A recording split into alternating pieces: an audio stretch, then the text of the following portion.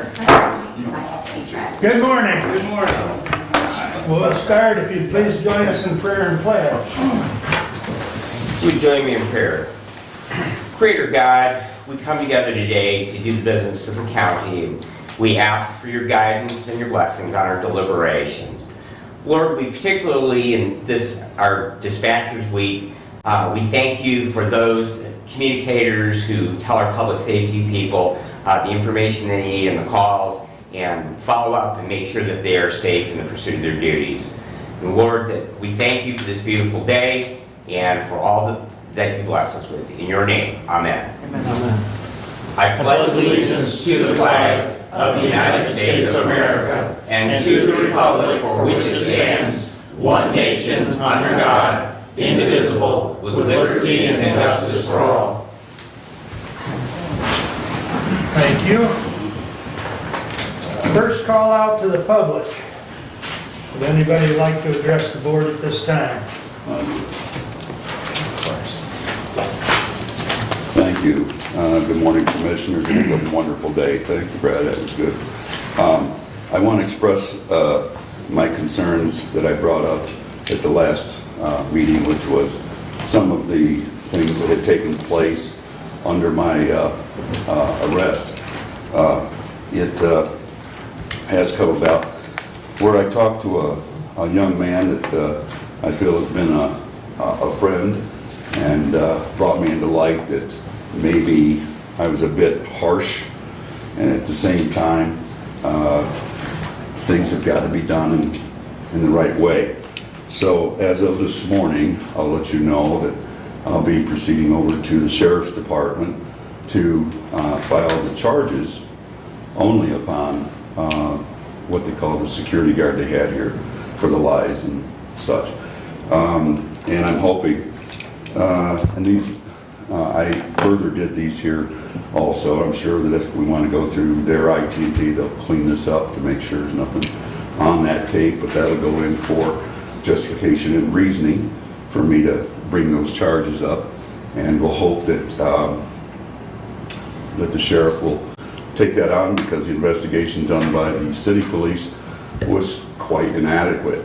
But then the more inadequate goes to Neil Brady for only a piece of paper that actually convicted me to come in for this arrest. And I thought it was pathetic that a man, you know, thought was a prosecuting attorney, had done that. So from there, I hope that under his Neil Brady's adulthood, I hope he can, you know, drop his balls and do something. So maybe we won't be under the adolescence of such. Now I want you to know that when I do this, I want you to know that hopefully this will just be the end of everything. I don't want it to go any further, but it needs to end. So I want to thank you all for being here today as well, and I hope that you'll be looking at what the COVID issues that's coming up, and you know, I think it's a CDC thing that they're trying to pull, and I hope you guys make all good decisions. And again, thank you. Have a good day. Thank you, Bob. Anyone else that would like to address the board this morning? We will have another public comment at the end of the meeting. Seeing none, we'll move along. I'd entertain a motion to approve the consent agenda. So moved. Support. Any additions or corrections? All those in favor signify by saying aye. Aye. Opposed, same sign. Passes 5-0. Thank you. Correspondence is listed. Any comments on correspondence?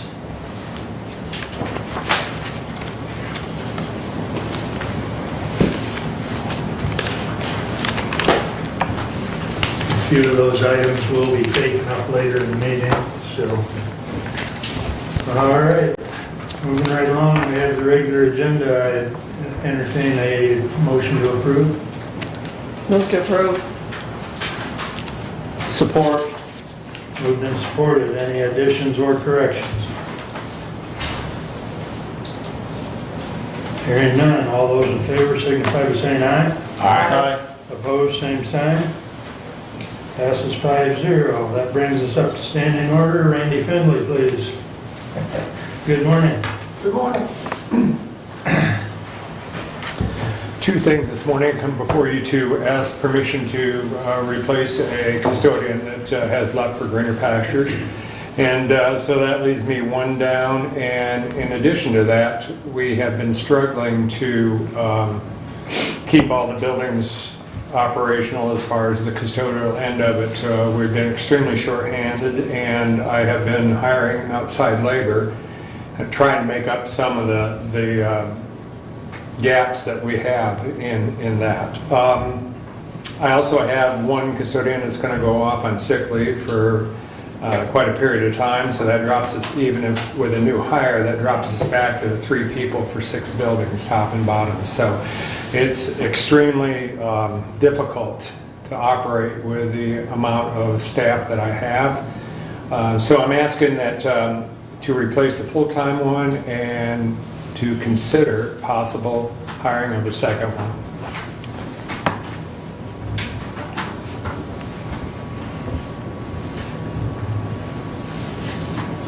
So the full-time one, Randy, is just a replacement, correct? The first one's just a replacement, yes.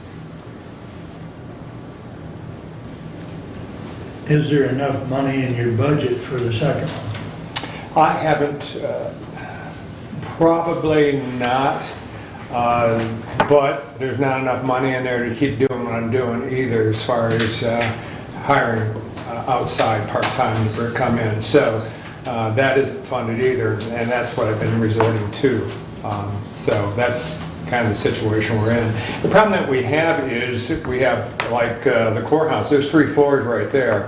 And if you have 4 custodians and 6 buildings, you can start to see the math, and you have one off a night for being sick or vacation or whatever. Now we're down to 3 custodians for these 6 buildings.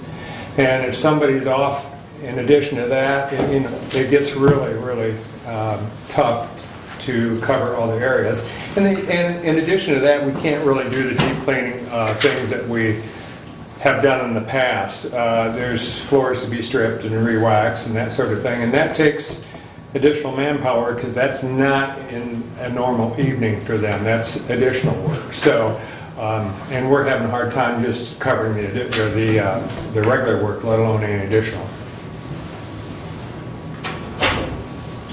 So how many buildings, Randy, are we providing janitorial for right now? We do 6 buildings. Okay.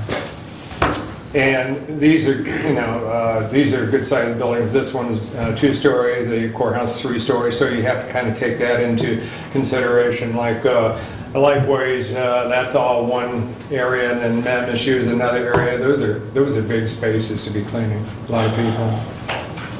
We don't do the health department building anymore, correct? No. So where did those hours that were allocated to the health department go? They disappeared. When you say they came out, because I assume that those were budgeted hours, they came Yes. out of your budget? Yes, they were budgeted out, yes. And the replacement you expect to take from the part-time, move the part-time personnel, which will leave a hole for your part-time. Well, right now I don't even have a part-time. I have 4 full-time. And now I'm down to 3 full-time, so hopefully I can replace the one that just left. That brings us back up to 4 full-time. But that doesn't cover vacations and sick time, and then we're back down to 3 again, So that extra one we used we called it a floater. They were able to fill wherever we needed them, and if we didn't need them in a particular spot, then they would go in and do the extras in an evening. So more of dusting, more of floor cleaning, more of waxing, that type of thing. So you say you're using some outside temporary. How are you staffing those? Is that a company? Is it No. company? Actually, the one that if I'm allowed to hire, I would hire the one that I'm using right now. She used to be an employee for me a few years back, And her situation's changed, so she's doing it part-time for me right now whenever I need her. And if I'm allowed to hire, I would then probably end up hiring her in. But then I don't have anybody else to go to. I'll have to start searching again. And have you explored at all to contract with a company to provide those services to us? You can, but then you run into the babysitting aspect of it. Every time you go with a private company, you can do it cheaper. There's no question about it. But you get cheaper. I know that if you ask the health department, they said that, they'll tell you that it's working out great for them. If you ask the people in the building, they're going, oh my gosh, it's horrible. So, it depends on who you're talking to and the result that you want. If you're after dollars, that's the way to go. If you're after, the look and maintenance of the building, then our own people are advantaged. I'm not asking that question from a standpoint of cheaper. I'm asking that question from a standpoint of manpower. Manpower, there again, these are buildings that have to be cleared to be in our buildings. Okay, you can't just hire anybody in. And the staffing companies, they'll send whoever they've got. And, unless we have them secured in, they're no good to us. What level is this, Randy? I think there's 3s, aren't they? Or are they 4s? 4s. 4s. Okay, I move to approve Director Finley to hire a full-time replacement to replace the lost employee. We'll talk about the other position. Second. Okay, the motion is to fill the vacancy of the full-time Full-time, yes. person. So we've got a motion and a support. Is there any further discussion on that? All those in favor, signify by saying aye. Aye. All those opposed? Motion passes 5-0. Thank you. Now, the other issue, I think that the budget committee needs to get with the Of course. finance director and do a little more discussion and conversation on that. And I think we should report back at our next meeting. I fully agree with that because I have some different ideas, not just strictly, so there's things that we can do to maybe help the situation. If that's agreeable with the budget chair. Sounds like a plan to me. I would concur. So I think that's, we've got Very to good. do a little more research. All righty, thank All you. right. Thank you, Randy. We'll look forward to that report back. All right, moving right along. Nick, good morning. Good one. Did that cut into my time? Say again? Yes, they did. Did that cut into my time? You'll notice a difference. I finally conceded the glasses. So I fought it for a few years, but it's that time of year again. Annual equalization session for the county. It's been a different year, obviously, last year to this year. So, as in the past, we got kind of almost a full new board. 3 out of 5 members are new commissioners. I did have an opportunity to meet with my chair under the budget committee of Commissioner Schmidt and Commissioner Leininger the other day, last Thursday. So, as in the past, as you see, my report is like 46 pages, and in the past, it's always been kind of very rough to try to go through it all. So, what I will do, if it pleases the board, is I will just read my recommendation letter. I do have a couple comments to follow up after that normally I don't, but so if that is okay with the commission, I will start by reading the recommendation letter for equalization. Honorable Commissioners, the Equalization Department has completed review of the 2021 assessment rolls as submitted by the Township and City Assessors. The assessed values for each class of real and personal property are compared to the starting ratios that were projected for the individual classes based on the department's study activity in 2020. The real property classes are required to be equalized individually and the personal property class equalized as a whole. Appraisal and sales studies were conducted in all assessing jurisdictions to determine the starting base for preparation of the 2021 assessment rolls. After review of the 2021 assessment rolls of the 18 townships and 4 cities in Hillsdale County, the Equalization Department recommends adoption of the equalized value of real and personal property as follows. Real property agricultural, $597,867,480. Commercial, $106,100,088. Industrial, $43,105,300. Residential, $1,293,698,549. Timber cut over 0 and developmental 0. Bringing a total real property value of $2,040,771,417. Total personal property, $149,001,868, bringing a grand total of real and personal property, $2,189,773,285. The above equalized values are recommended in compliance with sections 209.5 and 211.34 of the Michigan Compiles Law. Respectfully submitted, Nicholas Wheeler, Director. So with that recommendation, I do want to point out a few. We are recommending a decrease in 3 classes in 2 different townships. If you did not discover that through the report, what we are recommending in Jefferson Township,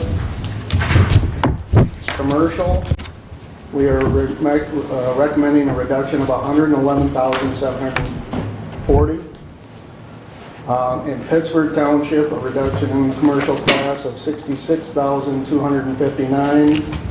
And in Pittsburgh Township, the agricultural class, we are recommending a reduction of $1,464,446. So I did want to point them out because we do not generally recommend factors because usually everything's done. And these were caused by simple errors that are common. You know, we try to figure them out before that happens, but there were some beginning numbers that were not balanced by those local assessors that caused this recommendation in factor. But I do want to point that out that this is the first recommendation of any kind of factor that we as a department has recommended to the commissioner, I think, in about 8 or 10 years. So I did want to point that out. So with that, I would like the discussion or the approval of the report as submitted. And like I say, any questions? Nick, just for all of our enlightenment, what is our value per acre of ag land in Hillsdale County this year? It varies from township to township and quadrant to township to township and quadrant to quadrant. We study it various ways. Generally, what we do is break it down by quadrants of the county, so the northwest quadrant, northeast, southwest, southeast. And then from there, there are some townships which we generally do have that deviate from that quadrant level. We may, just so we're not overvaluing properties. So it ranges anywhere from as low as probably $3,500 up to $4,500, depending on where you're at. Thank you. And again, that's the average. People say, it's the usual selling price, the average. I'm not one of those that we're going to value things based on the highest price sold. So,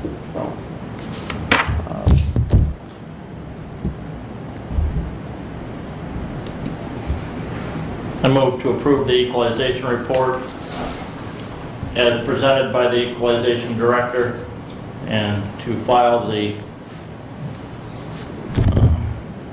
report with the state. Second. Moved and supported. Is there any further questions or discussion? And Commissioner Benzing, for your reference, the agricultural value in 2021 went down slightly from 2020 as a whole in the county. I think that was a little over $3 million overall in a decrease in the agricultural value. The big thing is the personal property. Countywide went up about $70,000 as a whole, primarily from the big influx of the additional personal property that was added from the windmill Yeah. project that wasn't finished yet. It's in the substation, though, correct, Nick? It's the windmills themselves don't accrue into that personal property. No, they do.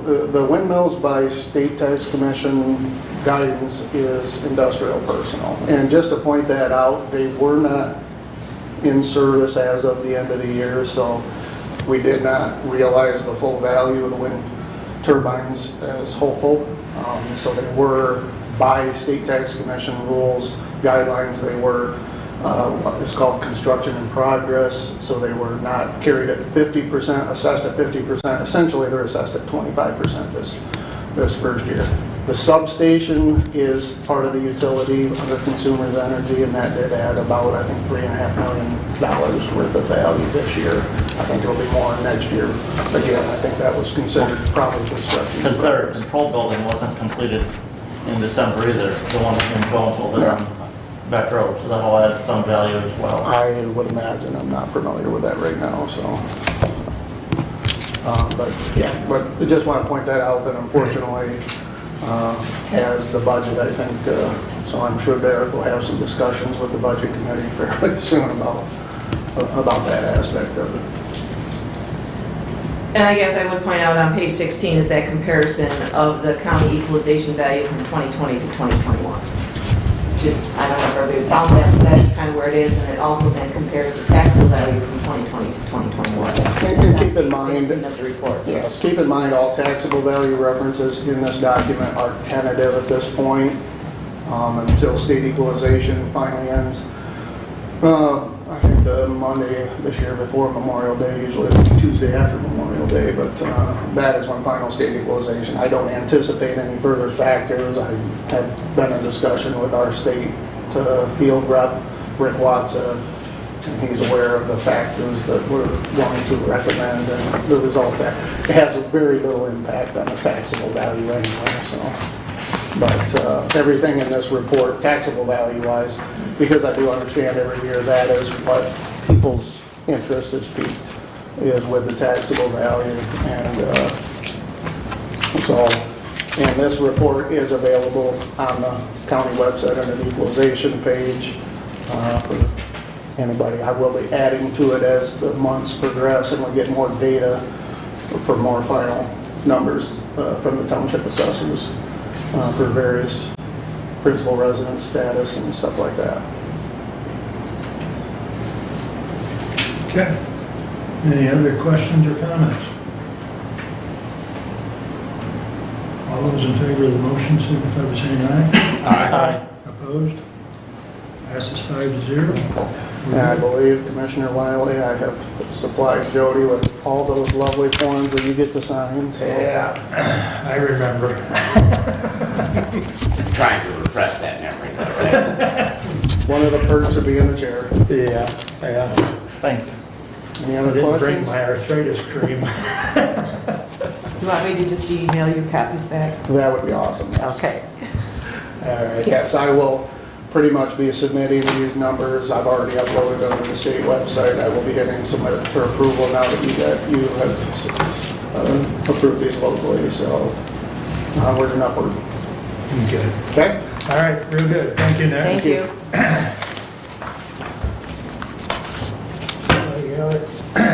We're ahead of schedule now. Bob, you're up. All right. First of all, I want to thank Commissioner Wiley for getting me on the agenda here. We're running into a few things at the park. One is park manager. Bill Watkins has been doing this on a per diem. when he was commissioner. But now we really can't do per diem on, as far as park manager goes. We gotta go to an hourly or a salary or something like that. And we just don't have the money to do that, first of all. But second of all, back when Ken was park manager, he was doing it for $7,000. He just wanted something to do, you know. Well, that's changed since then. His helper was only getting $7.50 an hour. Well, there's no more $7.50 an hour. And so we've got another guy that's working out there, and he's getting $12.50, I think it is. And then Bill is doing it on a per diem, but I think it might not be per diem, probably shouldn't be the way to go anymore now that he's not a commissioner. So we gotta make a decision on what we're gonna do with the manager. So that being said, the community center's been closed for over a year now. And that brings in on an average 14.5. I think our highest year was 15 something. And this that I put out for you to see is from back in 1998. And then actually in 2002, we'd always got 35,000 appropriation coming in for those past years. Well then in 2003, the previous commissioners thought we should not have a fund balance. So they cut that $10,000. And when they cut that $10,000, the question was, what are we gonna do?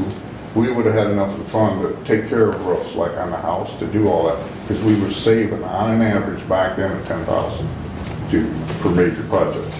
But the exact words was from the previous commissioners, what are we gonna do about the big things, roofs, furnaces? And they said, no problem, we'll take care of that. That's not how it works today. You guys got a budget, we got a budget. And we can't come up with that kind of money. You guys helped us out last year with the roof and the bathroom and stuff, and you know. But if we could have kept that, I think we would have had the money. But you can see what it's done since 2002, inflation to today. And we're working with 2002 funds. But with the community center being closed down, so we're losing that roughly $14,500. What I'm asking, I'll just be upfront. I was asking to have 10,000 put back in for the appropriation. And then I think we could do some of the things we want, can't do them all. But I was speaking with Mr. Caswell last night, and the 5-year plan is almost done, not quite. But he also informed me that Derek says that we can get approximately half of that community center back from the COVID money.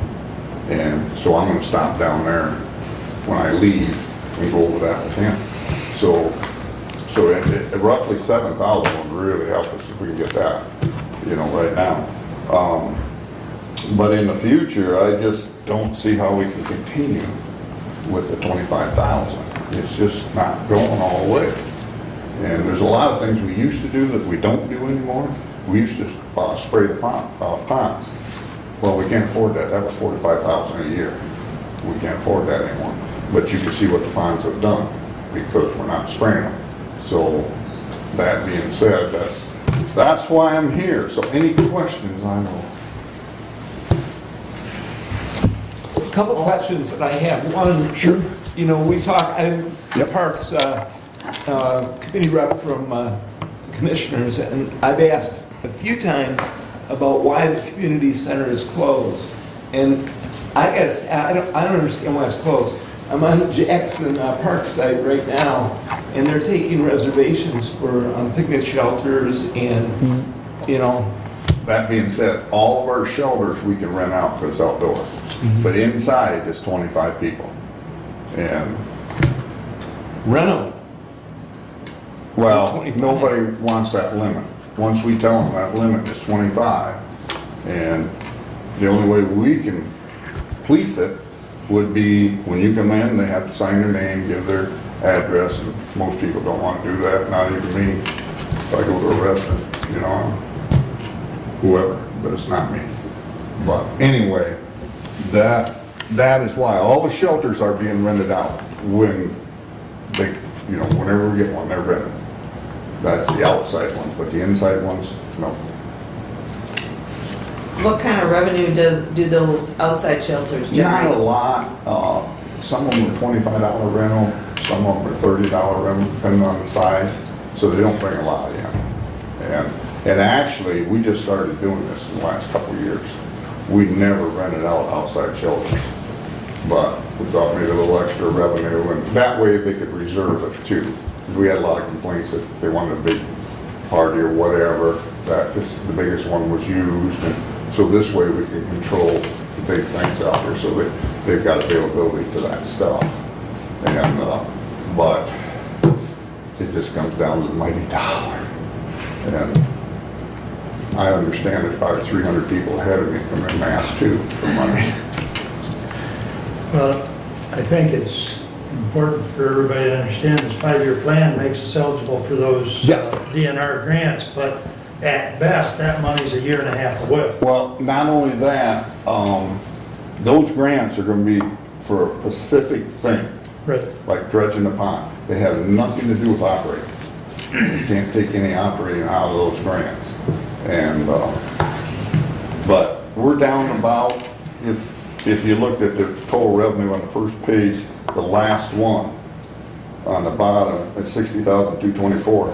That's not exactly right because you guys gave us 10,420 for the new roof, the bathroom, and stuff. So you take that off in there, we're down about 16,000, and that's about where the community center comes in.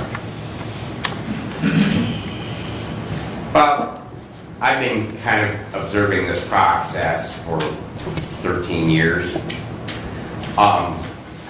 The thought that strikes me, I mean, all the people at these tables here and yourself, we're all business people. And that the one thing that I see a whack from is the Parks Commission coming up with a plan to fix this problem. Because this problem is nothing new. And I mean, this right here shows the problem is nothing new, okay? So you have an infrastructure that you have to maintain. And the only response I've seen from the Parks Commission since 2009 has been, we're not getting enough appropriation for the general fund. But beyond that, I'm really not seeing a tremendous amount of them looking at what can we do long-term to solve this issue. And that might be just throwing out ideas, maybe divestiture of some of those parks. Maybe you want to have some conversations with Reading Township. They've got a really nice lakeside park already out on Long Lake.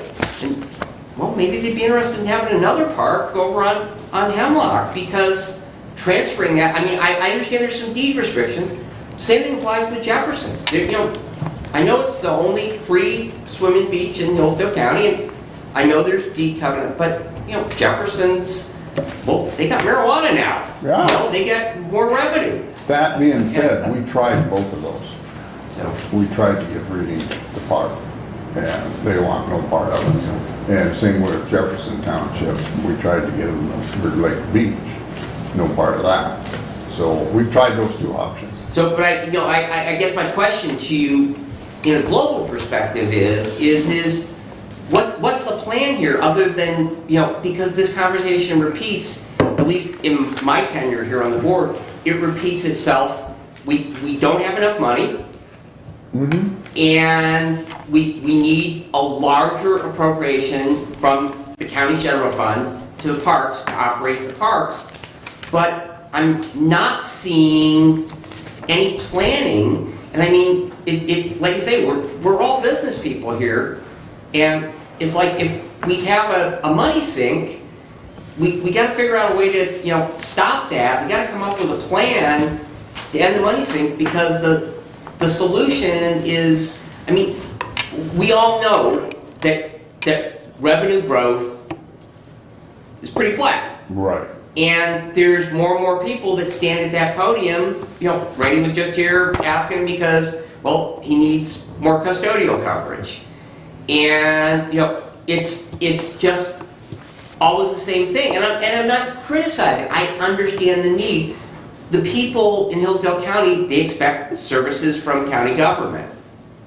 And, one of those expectations might be recreation, but I guess, what I'm asking is, what has, since going back to 1998, because we can see right here, I appreciate this, it's a really great graphic. What has the Parks Commission done to fix this problem? To tell you the truth, there is not a fix. We are getting all the income we can get in, community center, rental house, so on. Unless you charge the people to come to the park. And I don't think we want to do that.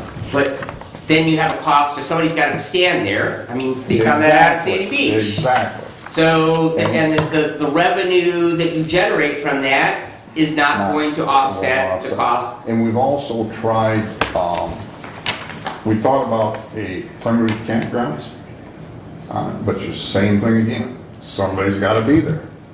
And we can't afford labor now, so there's no way. And I don't know as if there is a fix, other than pour more money into it. I think Somerset Township, that little park they put 40 to 50,000 a year in that thing. We put 25 in the whole county park. That's one township, but they got good revenue. Their revenue is actually bigger than Hillsdale, so they have really good revenue. We don't, and so I'm not sure. We just got to do something with a park manager somehow, and it looks like what CDC is saying, we're probably not going to be open up for another year. They're really pressuring the state to shut down right now, and we don't need another shutdown. But Bob, I think, didn't we increase the rent on that house that's out Yes. there last year? yes, So- we've done it twice since I've been there. Yeah, so I guess, the reason I bring that up is, we have looked at things to try and generate a little revenue, and one of the things we talked about, or talked to the Parks Committee about last year, was increasing the rent. That it's a long-term tenant, but the rent had been flat for quite a few years. Yeah, it's only went up twice since I've been on the board, and that's Yeah. 16 years, so, I think about 5 years ago, we upped it. And then this past year, we upped it again, Yeah, so. but, Other than more income, I don't know where to get it. We even went to the renting out those gazebos for that reason, to generate a little bit anyway, Because what happens with the renting out those, the trash cans get full, so we gotta have them come in and dump them. So you gotta have some kind of revenue for those. And, but we've tried about everything I know of. And that being said, with the 5-year program, those grants are specific what they go to. And, Are those matching grants or will those be? those are matching. And it's a 20% match, I think. yeah, I think. That's something to think about. If we got a $400,000 grant to dredge ponds, do this, do that, is the county willing to come up with the balance of that? Actually, Mr. Caswell told me to bring that up because he wanted you guys to be aware of that. So, but yes, so that complicates even more. Well, I will say that if there's COVID money that the parks can have, I know I've had conversations with Derek about that, and we don't know for sure because of course those details still are pretty murky. Right. And those COVID monies, I think what we're talking about is from the last legislation that was passed. Yes. And so those funds can be spent through 2024. Now, depending on what that situation is, if there's money that can go to the parks, it'll definitely go to the parks. My concern there is it probably can't pay for wages, because that is one of the things that they said. However, if the money comes to the parks because of lost revenue, those would just go to your budget and you could do whatever with them. I think, now that's very preliminary, I don't know any of that for sure, that was just kind of high altitude conversation, but know that we're looking at that. If there's money available to the parks will get some. But at this time, the other, I guess, question I would have is with the director, he may not have his per diem, but you could still pay him as contract labor, not an employee of the county. Exactly. Okay, but I haven't heard what you want to pay him. We want to pay him by the hour. I think we cannot continue to do it legally per diem, being as he's not a commissioner. And so we would have to go to an hourly wage. And that kind of money we don't have. But per diem, If you pay him as contract labor, you wouldn't pay him an hourly wage, you would pay him a contract to do a service versus an employee. you're talking about salary then. No, I'm not talking about that. I'm talking about contract labor. I'm talking about him providing the service of managing the park for a fee. Right, we can't afford that fee.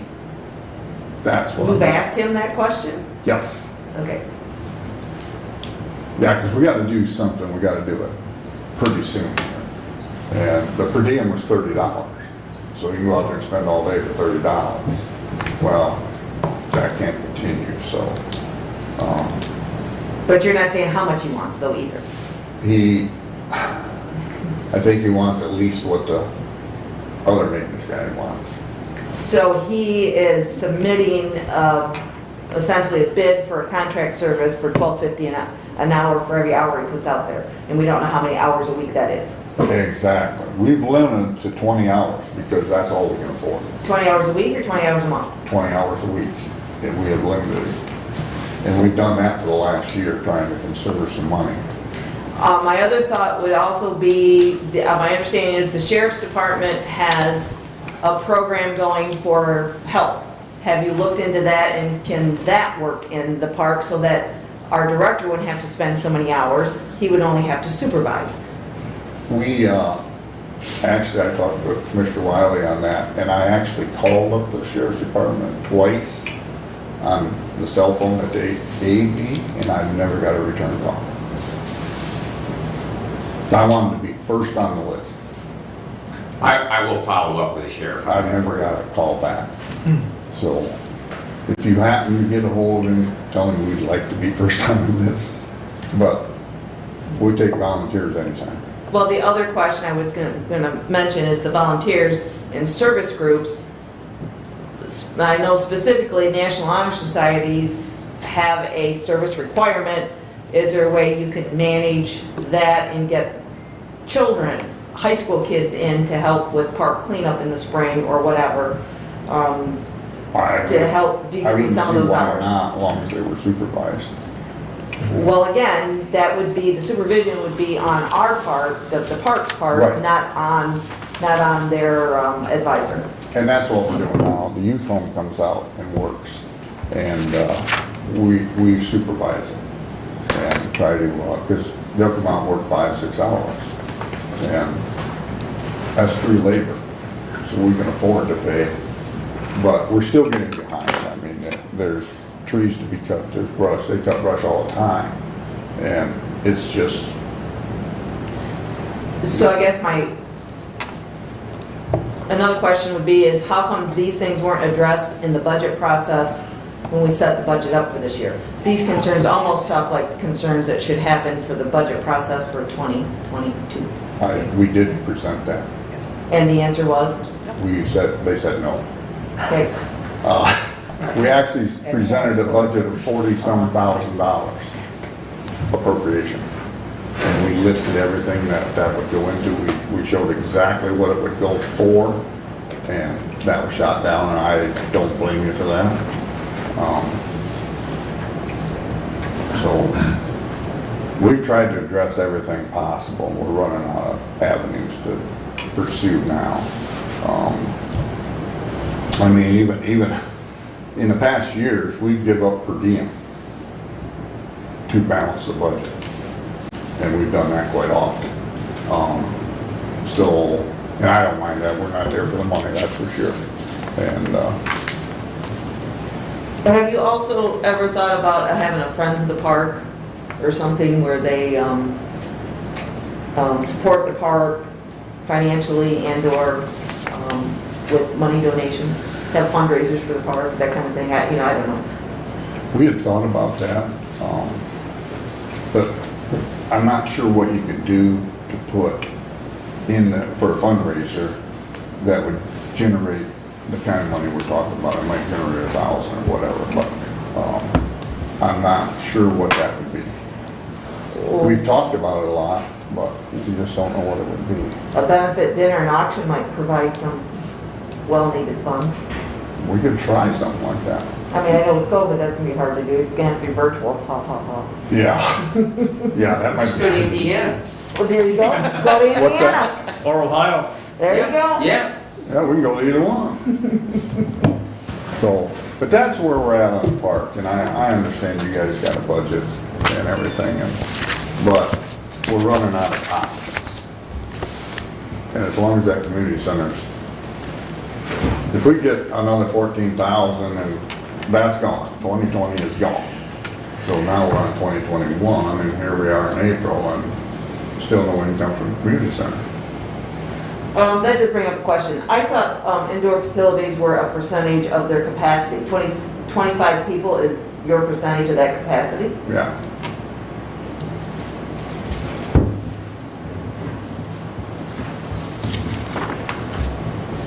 I mean, my personal opinion, if we opened it up, then it opens up the county for this county building. If something would This happen. board voted in January to open county buildings. As a body, we voted to open county buildings. I didn't hear about that one. We voted to open county buildings, but we still have to abide by, CDC. exactly. So, but yes, we did vote to open county buildings. And so I would assume that if the building is open for rental, it is open, but he's saying he can only, as soon as they're told only 25 people can use it, they don't make the rent. They don't make the reservation, is what I'm hearing. Right, they won't reserve it. for And you've 25 had calls this spring? You've Oh, had yeah. calls since Oh, yeah. January? They still call. And right now, we'll take the reservation, but they already know up front, when it comes to that date, it might not be there. Have you thought about putting a tent outside for these rentals, such as graduation parties? Have the tent available so they can use the cooking facilities, and would they rent it for that amount of money? But yet the gathering would be outside and would be unlimited. Probably the only place in conjunction with the building would be the parking lot to put a tent like that. And I don't know what the expense would be, putting it up there and down every time we had a wedding or whatever it might be. We've had to cancel weddings. I mean, that's pretty bad. Well, I wonder if maybe that could be looked into, whether you purchase a tent so we own it, we're not renting it from somebody. And then, is that an option? And could you get enough rental fee, utilization of the building with having a tent so that they literally, they have the bathrooms inside that they can use, they have the kitchen facilities inside they could use. They could even set up the food inside to do their line through inside, but the event would be outside. We thought of that one too. We didn't think of the tent, but we thought of trying to rent it with outside.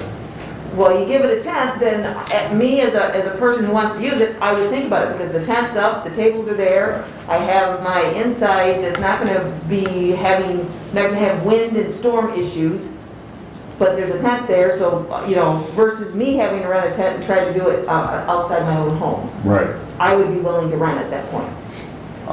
That's something we could look into. Because I don't think our guys are going to be able to put up a tent that size on their own. So now you're hiring somebody to put it up, take it down every time, even if we owned it. So that'd be a pretty good size tent. But that's something we could look into. Bob, I was just at Adams last night. I know they've got Third Township Hall rented out for events right through the summer. And I guess that echoes that whether they're restaurants or other venues, they had to be creative, but they don't have, private business does not have a county commission to go back to and say, hey, we can't generate revenue. They've been creative and they've found ways. Commissioner Schmidt is, just in a couple of minutes is coming up with an idea, and I guess it just comes back to what I was asking earlier. What has the Parks Commission done other than say, we can't be open, so we can't generate any money, so we need the taxpayers, the 46,000 people in Hillsdale County, to help us out with this. And I guess I'm just, as a business owner, and this isn't directed at you, it's directed at the Parks Commission, I just don't understand why this discussion, and it's not just COVID, it keeps coming back to, we can't figure out a solution to our revenue problem. And so it falls back to us, to this body, whoever's sitting in these chairs, to figure out how to make up the deficit. So I guess that I would ask you to go back to the Parks Commission and say, guys and gals, what can we do to be creative? Like all these restaurants have had to figure out whether they put up little igloos outside or, chairs out on the porch or whatever, or maybe come up with some creative events or have a cash drawing or, whatever it takes to keep the doors open, because that's what all the other businesses in Michigan have had to figure out, or they go away. Well, we had one wedding party that we suggested a tent for, and they said, well, if we pay the fee for the community center, you pay for the tent. That's defeating the purpose, right there. So, we've come up with all kinds of ideas, none of them work. When you only got certain things that generate money, that's all you've got. And I don't know of anything else you can put in the park. Camping's not gonna work because we can't have somebody there every day of the week and weekends, because we can't afford that. And so I'm not sure where we go from here, because I don't see a lot of revenue coming in on it, but that's totally up to you guys. I can see on the faces this ain't working too good. Well, I've heard this many a time, and you and I've talked several times, and I honestly don't have an idea for you, other than, the money that the federal government's supposed to be sending us. And as soon as we get the federal guidelines on that, then there's potentially some relief there. And that's the best I can tell you right today. Now, So, Mr. Caswell last night's the one that informed me on this. He said it's 45% of your loss Yep. is what you get. But he claims we have to get the dairy and file separate from the county, because it's under the umbrella, but it's a separate entity. right. So that's why I'm gonna stop down, see Dairy, make sure we get that money if it's covered on it. And now the first COVID money that you got, we thought, well, we can get part of that for our loss. Well, that was wrong. The only thing you could get for it was masks and hand sanitizer, and that's not what we needed. We had all that stuff. We needed money for the community center. Right. Did you get reimbursement for having paid for mask and sanitizer? For the For the park, first round, for the parks? we actually got masks and sanitizer donated, So you got to donate, so you didn't have to buy it? so we didn't have to buy it. Yeah. Okay. But, yeah, that's the first place I'm going, is down and see Derek, and, see if we can't get the ball rolling on that, because I don't want to miss out on that. Well, if you run a tent and have a fundraiser out at the park, hit me up. I'll buy a $100 ticket and have dinner. All right, Well, I've asked, oh, go ahead, Frank. now, again, thank you for the report. Unfortunately, you're gonna make me like my dad by giving me numbers this small, I'm gonna have to. I tried to get them smaller, but they wouldn't do it. I come back to the community center, and I think this body has decided to open county buildings. I think you guys need to rent it. tell people it's got a 25-person limit, but you're not gonna police it, you don't have staffing to police it, and rent it. We Get have- whatever revenue you can. We offered that, and the wedding party turned it down. Because, and then the next thing, because a casino can have a 30% capacity. So maybe it's time we have a, Casino? And you make it on both ends. Yeah, yeah. but, you know, this lunacy in these orders and what is allowed and what isn't allowed. And it's time we come to reality. We have to live. And I will tell you that until we get into the budgeting process, and it's going to be hard for me to say, let's give the parks more money if they're not willing to say, let's look for every option we can, and that being even opening the community center to rent it. Well, I think it needs to be open, and I'll just share my short little story. In my own 20,000 square foot building, this past Sunday, we had a birthday party with 23 people. We had a birthday party on Saturday with 17 people. Small groups do rent, and the fees that you're charging are usable fees that people do pay, and that's real world. I'm here to tell you. Could I ask what your fee is for 25 people? It was $400. But you got skating too. Well, you know, you've got a park, a beautiful park, and you've got They don't food come there, if facilities. they're doing a wedding, they're not coming there for the park. And of the 25 that were there in that party, again, my small little story, 17 of them were grandparents and parents that did not skate. The children skated, there were maybe 10 that skated. And while I agree that we do have skating, what you do have as well, it's a very nice facility that people It is a will nice rent. facility. And they will rent it for 25 people. Maybe one won't, but 10 might, you know. I hear 17 no's for every one yes I get.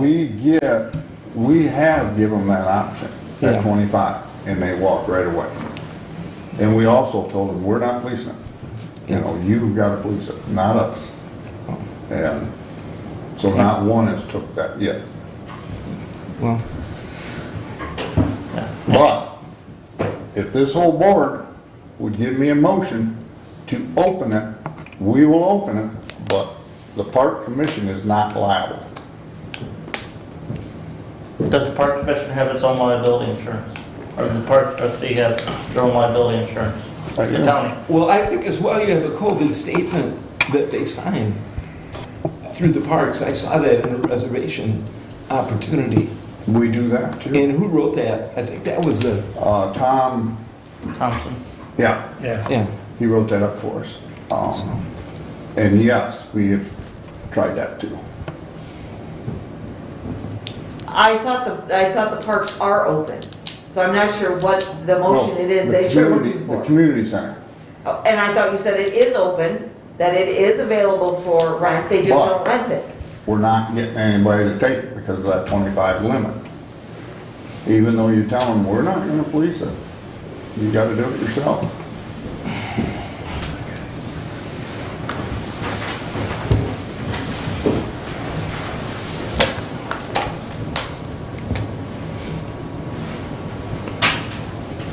Getting pretty quiet here.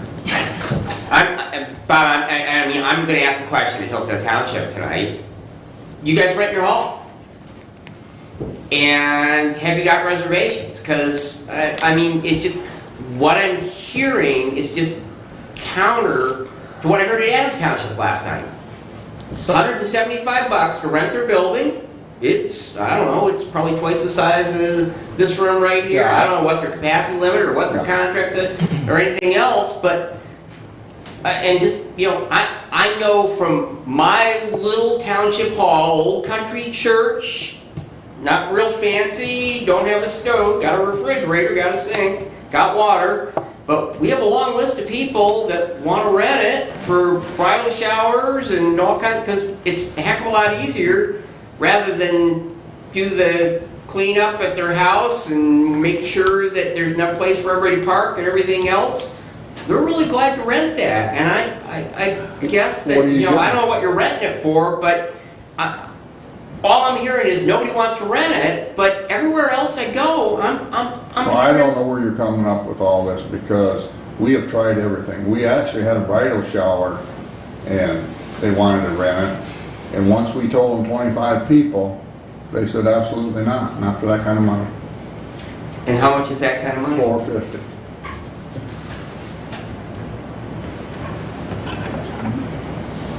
Have you, I- and that was your rate for full occupancy as well? Yes, and if we drop it much, we gotta have it cleaned every time afterwards.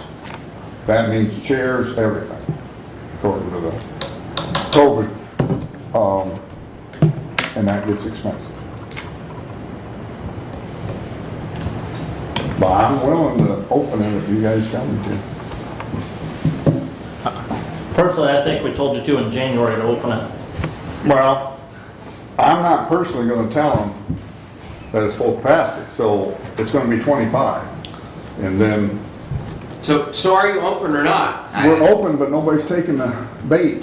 So why do we need to tell you to open it if you're open? Because it sounds like you're Oh, open. no, I want you to tell me to open at full capacity. That's what he's asking for. Yeah, so that's the question. Yeah.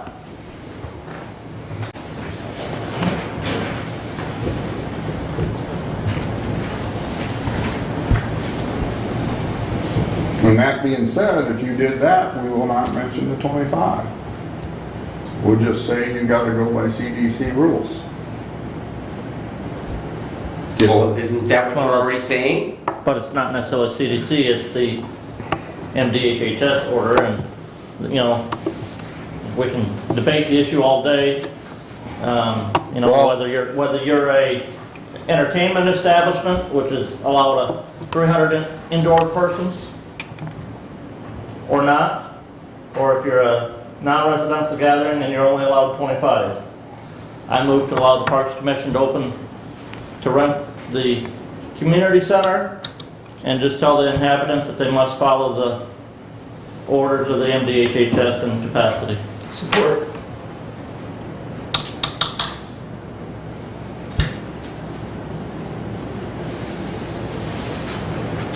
You said you've got a waiver that they've got to sign as far as compliance with COVID? Yes, and Tom made that up for us. Yeah. And he was also the one that said that you have to tell them that the capacity is 25. So, I don't know if we can get around it by saying CDC rules and not mention anything. Well, I said, we're dealing more with the MDHHS orders than we are with the CDC guidelines. As a father of a high school senior who broke my back this last weekend trying to get landscaping done for a graduation open house, all kinds of parents out there would be willing to look for a facility to rent to not have to do some of that stuff. Now, I can't get away with that because it's been on a honey-do list for a long time. But yes, I think you guys need to rent it, say you just need to comply with the MDHHS guidelines, and we're not gonna be out there to Police it. police it.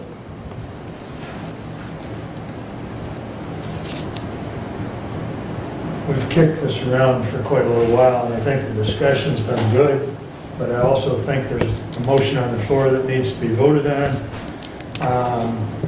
I think with the explanation given by Mr. Leiniger as far as the DHH rules, that puts the monkey on the renter's back. And they've got that waiver that they need to sign that Mr. Thompson put together. I think unless there's any further comments on the motion, we vote. I'm good with it. Any further comments? Seeing none, all those in favor signify by saying aye. Aye. Opposed, same sign. Passes 5-0. Perfect. That would gain us back 3/4 of the year money, hopefully. I don't know, it's gonna take a while to build it back up. but- Yeah. Yeah, and that Somerset Township is running the Drone Community Center now, and they've got several things booked. on that, so. Good. Well, and I think stop down and see Derek, maybe that'll help fill some of that void as Yeah. well. I'm And as soon as we headed get there, federal Roy. guidelines on that other money, we, Right. yep. Okay, I'm headed. Thank you very much. real good, thank you, Bob. Doug, if I may, I'm gonna switch you and Kathleen That's fine. because Kim's waiting patiently. So, and I know she's got other things to do. So with that said, Kathy, if you would go into the, Yes, the indigent defense fund budget is up for approval. Kim Berger is the one that pretty much takes care of it. She's built it and she's here to speak on it. Just so you know, it's a grant through the state of Michigan, and our portion of it is the $117,000. The total grant will be $386,000, and it runs from October 1st, 21 to September 30th, 22 that we're looking at. Having said that, I'll let Kim take care of the rest. So here's the thing, I'm only asking for the county to up their bid or their input by $1,394. So that's because you're required to under the new statutes. So you go up whatever the cost of inflation or 3%, whatever's less. So that's the county's kind of sort of up for, excuse me, this next year. I know there was some discussion as far as the sheriff's department goes and their budget. What we had done in the past, I guess kind of was the don't ask, don't tell. So we were able, and other counties did the same exact thing, is we need a sheriff department, corrections to do all of the functions for the indigent defense system. However, as of February, the MIDC said, no, you can't do that anymore. So they are, the ancillary staff, no matter who they are, basically have to bill for their time. They have to prove that that is the time they're spending on task. Now, we were allowing budgets for transportation, for different functions of the criminal system that the jail had to do before. So that is no longer an option to do. We can't allow that. The only thing we can allow is for those standards for the initial client contacts and for confidential meetings between clients and attorneys through the system. So that kind of really negated how much the jail is going to need. I did ask the jail when I first found out about this to provide me with kind of something at least rudimentary of what time they're spending, and I didn't get anything. So my budget went in as what I know or perceive to know is the amount of time that they spend. We did go back, Lieutenant Stuyvesant and I did go back and forth, and we did speak with our representative Kristen as far as what we can and can't try to pay. So we came up with basically 25 hours of time that the jail will be allocated for budget through MIDC. Personally, I know they don't spend that much time, and I know they wanted more, and as I told them, I could budget in you $1 million, but you're not using it, so it doesn't make any difference. So basically what we've allocated for the jail this year is a total of $37,000 and some change. That includes pay for those 25 hours and the benefits that it would be associated with that employee. Now, because our fiscal year starts different than the county's fiscal year, which everybody does, there's a 3-month lag then by what we will beginning to pay, what we will pay beginning October 1st and what is required under the contract's full-time employee that they're doing now. Now, I don't have any idea about union policy or any of that, so that's up to you guys to pick up. There's 15 hours then lagging kind of as far as what the county may have to pick up for those 3 months, and then it'll be up to the sheriff's department to bill for the rest. With the understanding, if they're not billing me, we're not paying it. I have kind of amended what I've asked my attorneys to do under the contract as far as keeping track of what initial client visits they're doing, what time that is, and I've also added to the numerous numbers that I have to keep track of how many people are incarcerated at the time that they are assigned an attorney. So I can keep track. It's not part of my job technically, but I'm doing it because I just know we're going to have issues coming forward about what is billed and what is not billed. So at the time that they're assigned an attorney and they're incarcerated, we have, as the public defenders, have 72 hours in which to make an initial visit. We used to go to the jail. We did that on Sundays, Tuesdays, or Thursdays, which we had time set up for with Lieutenant Stuyvesant, that they would make somebody available during that time period, which is part of that 25 hours that were in their billing. Now we're done it, we have to do it through, or we were doing it through Polycom telephone calls because we couldn't go out to the jail for a while. With the completion of the new interview room, or courtroom as we call it too, they did use or redo part of that room that allows us to go in, and it's just the plastic, like you see on TV, you pick up the phone, you can talk to them. So we can go back out to the jail for that purpose if we need to. So I know how many people are coming through the jail system now that are incarcerated at the time. So assuming, half hour talking, which isn't usually the case, so I know. As an example, beginning April 1st is when I started keeping track, and we've had 13 people incarcerated at the time they were assigned. So if I give them a half hour, that's 6 hours, 6.5 hours for a month, or half a month so far. So that's well below what they're claiming they're going to need. So basically that's the only change in the budget that we've put forth this year. Obviously the construction project didn't need to be, that was already done, so that money comes out. We don't need that anymore. But everything else is pretty much the same. I guess a couple of comments, so everyone understands the construction that she just talked about, the conference room, if you will, or courtroom, whatever, out of the jail. We had to do some construction work out there, and that was funded, as well as a conference room over here to the courthouse. Yes. So that was part of the MIDC money. I believe that was all done last year, wasn't it? Correct, with fiscal year 21's budget. Right. Yes. So we have to have confidential meeting spaces in the courtrooms or courthouses in order for us to talk with our clients, because otherwise we were talking in the courtroom and we just kind of stepped forward, hey, this is what you're doing. We can't do that. So we have constructed, they took one of the old bathrooms up near the probation department, made that into a fully functioning conference room. So I paid for that out of my budget. We also paid for the new Polycom system that is in there. So now we have a bunch of different Polycom systems going, and we also have additional lines going. So that way, district court, circuit court, or two courts can be going at the same time, versus before we were fighting over who gets priority, because every court thinks they're more important than the other, and we're just trying to deal with it. So now we can at least have the two Polycom systems going. But all of that, the conference room at the jail, so now they have two separate conference rooms, so they can still have two courts going at the same time. That was all done through my budget here at DC. That was not county money.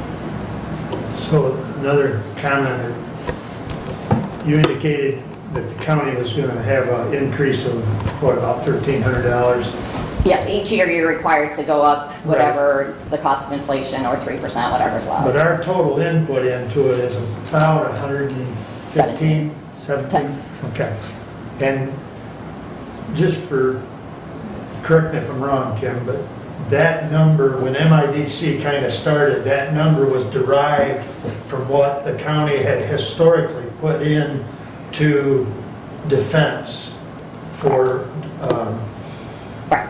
They took the defense average. attorneys. They took the average over the last several years prior to the starting, which has probably worked better for the county, because the year that this started, our contracts had gone up. So you had been probably about $20,000 more than what you're paying now. So they took the average, which then started at 111 maybe? Yeah, I think If I it's right think around my- 111. So that kind of helped the county as far as their budget goes. Because otherwise the county had to pay for everything. It came out of everybody's money, your money. Does the state's contribution go up the same rate of inflation every year, or does that change differently? No. Okay. No, the county's money, the only thing that increases with the state is if we have expenses that increase. Let's say, we end up needing the full-time officer, then the state would pick up that share. With that said, if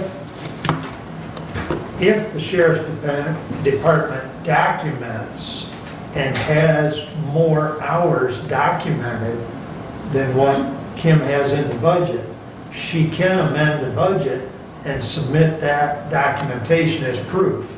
But it's on the sheriff's department to document that. We are capped at the 117,000 Yes. contribution figure. So here's the issue. And the sheriff's department last year was one of the ones that we had an underage of. They had, I think theirs was, they didn't use about $17,000, if I remember, $19,000 of their budget for last year.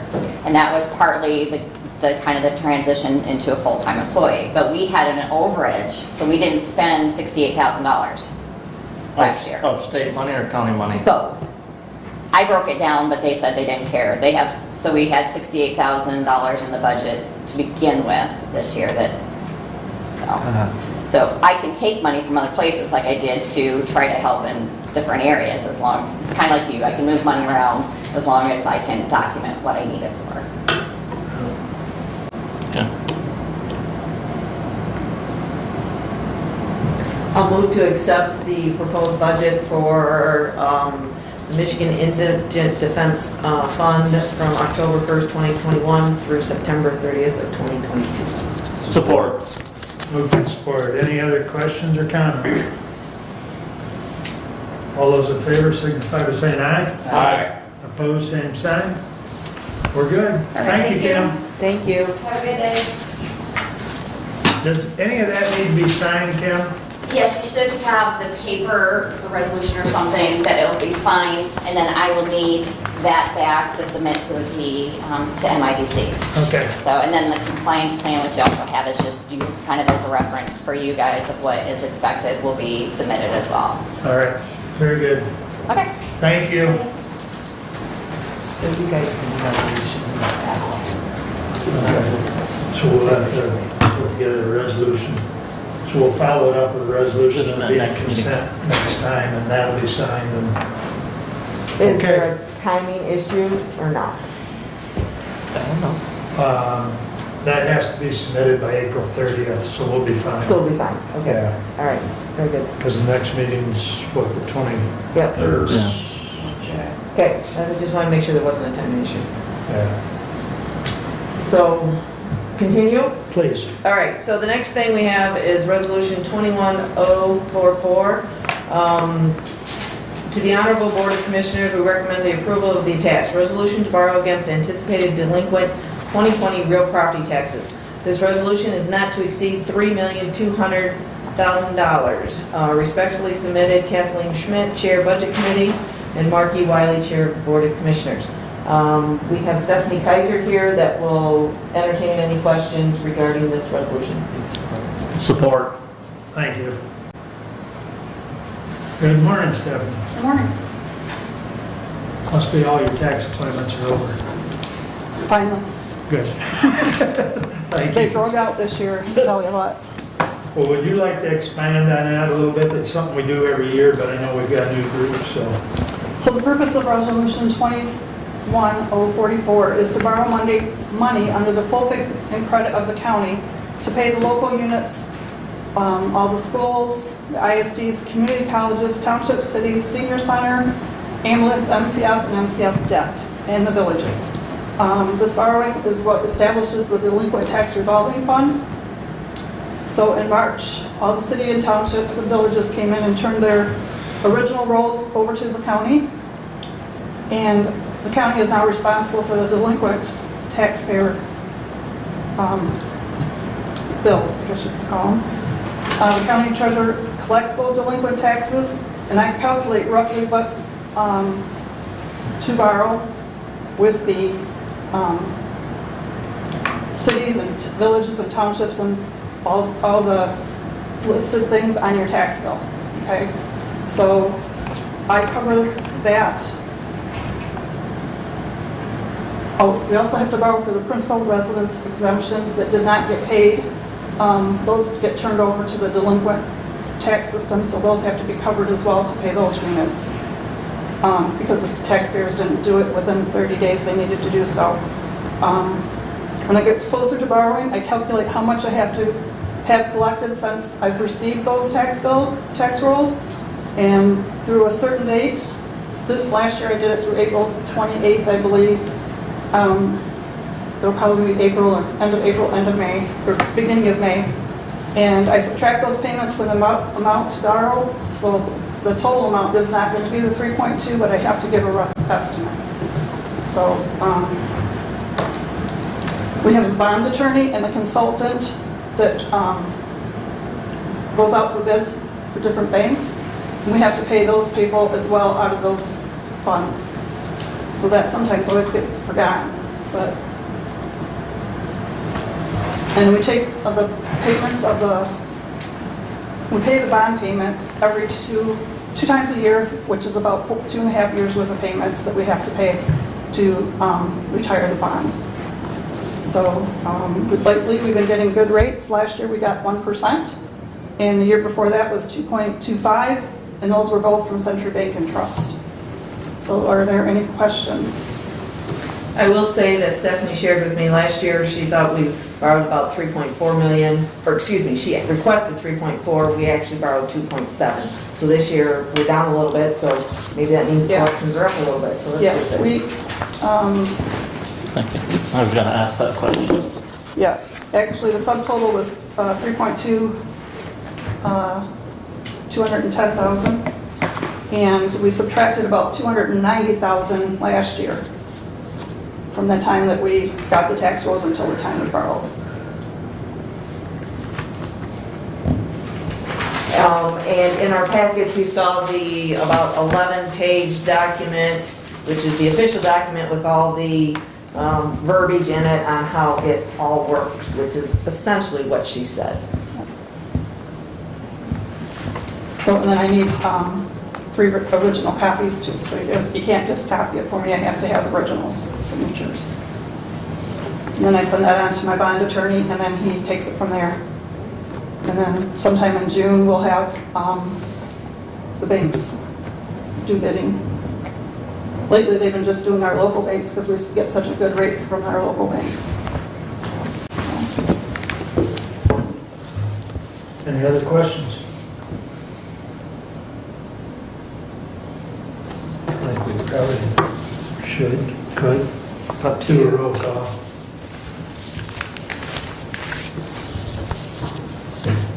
Commissioner Leininger, Yes. Commissioner Ingalls, Yes. Commissioner Schmidt, Yes. Commissioner Wiley, Yes, Commissioner Betsy. Yes. passes 5-0. Thank you. Thank you, Stephanie. All right, please continue. I don't really think I have anything else. There's been nothing more has come out about the latest legislation and those fundings. I did speak with Derek this past week. He doesn't know any more details. I haven't gotten anything in emails showing any more details, so there's really no update there. Have gone out to a couple of the township meetings. Nothing of noteworthy that I can remember anyway. So I think I'm good. Okay.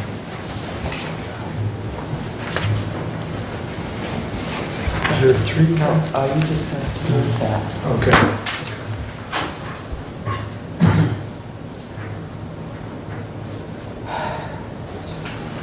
Thank you.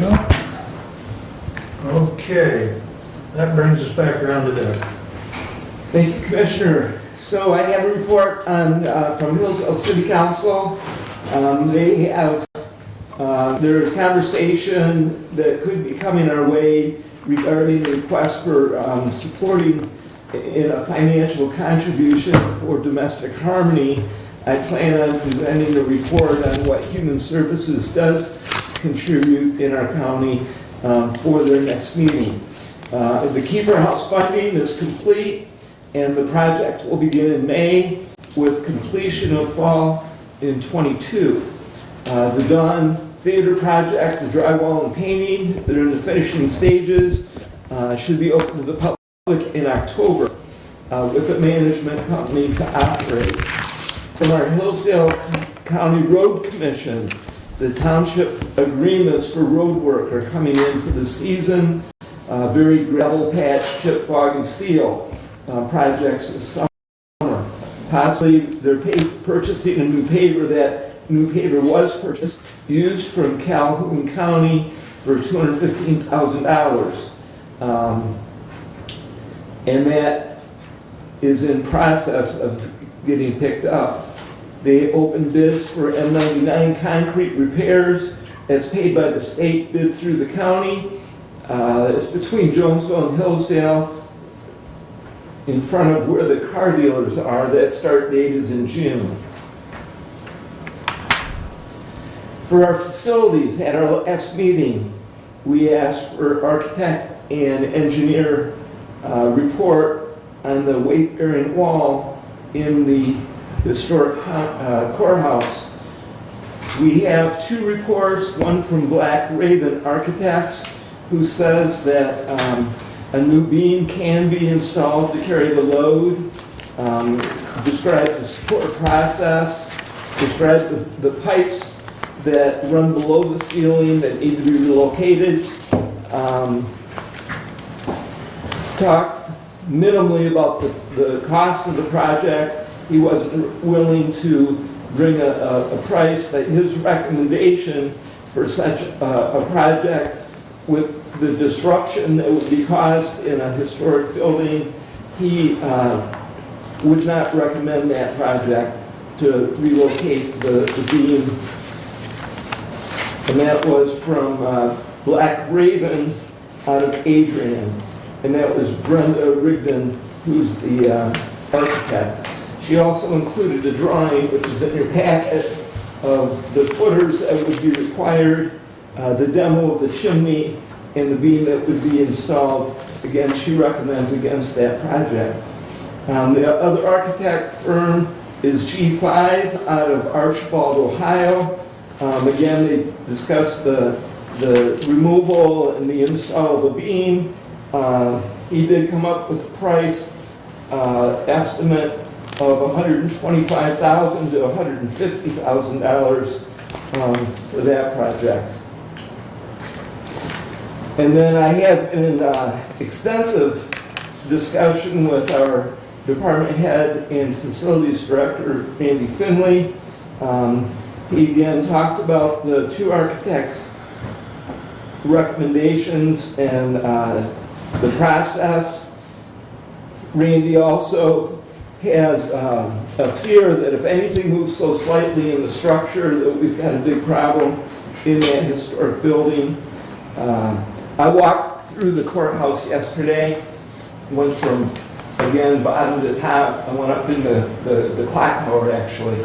Very interesting process itself in getting up there. But when you walk up there, you see all the interactions and how all the brick walls are intertwined and connected, and it's very, it'll be very tricky, if at all possible, to do a removal without disrupting everything in that building.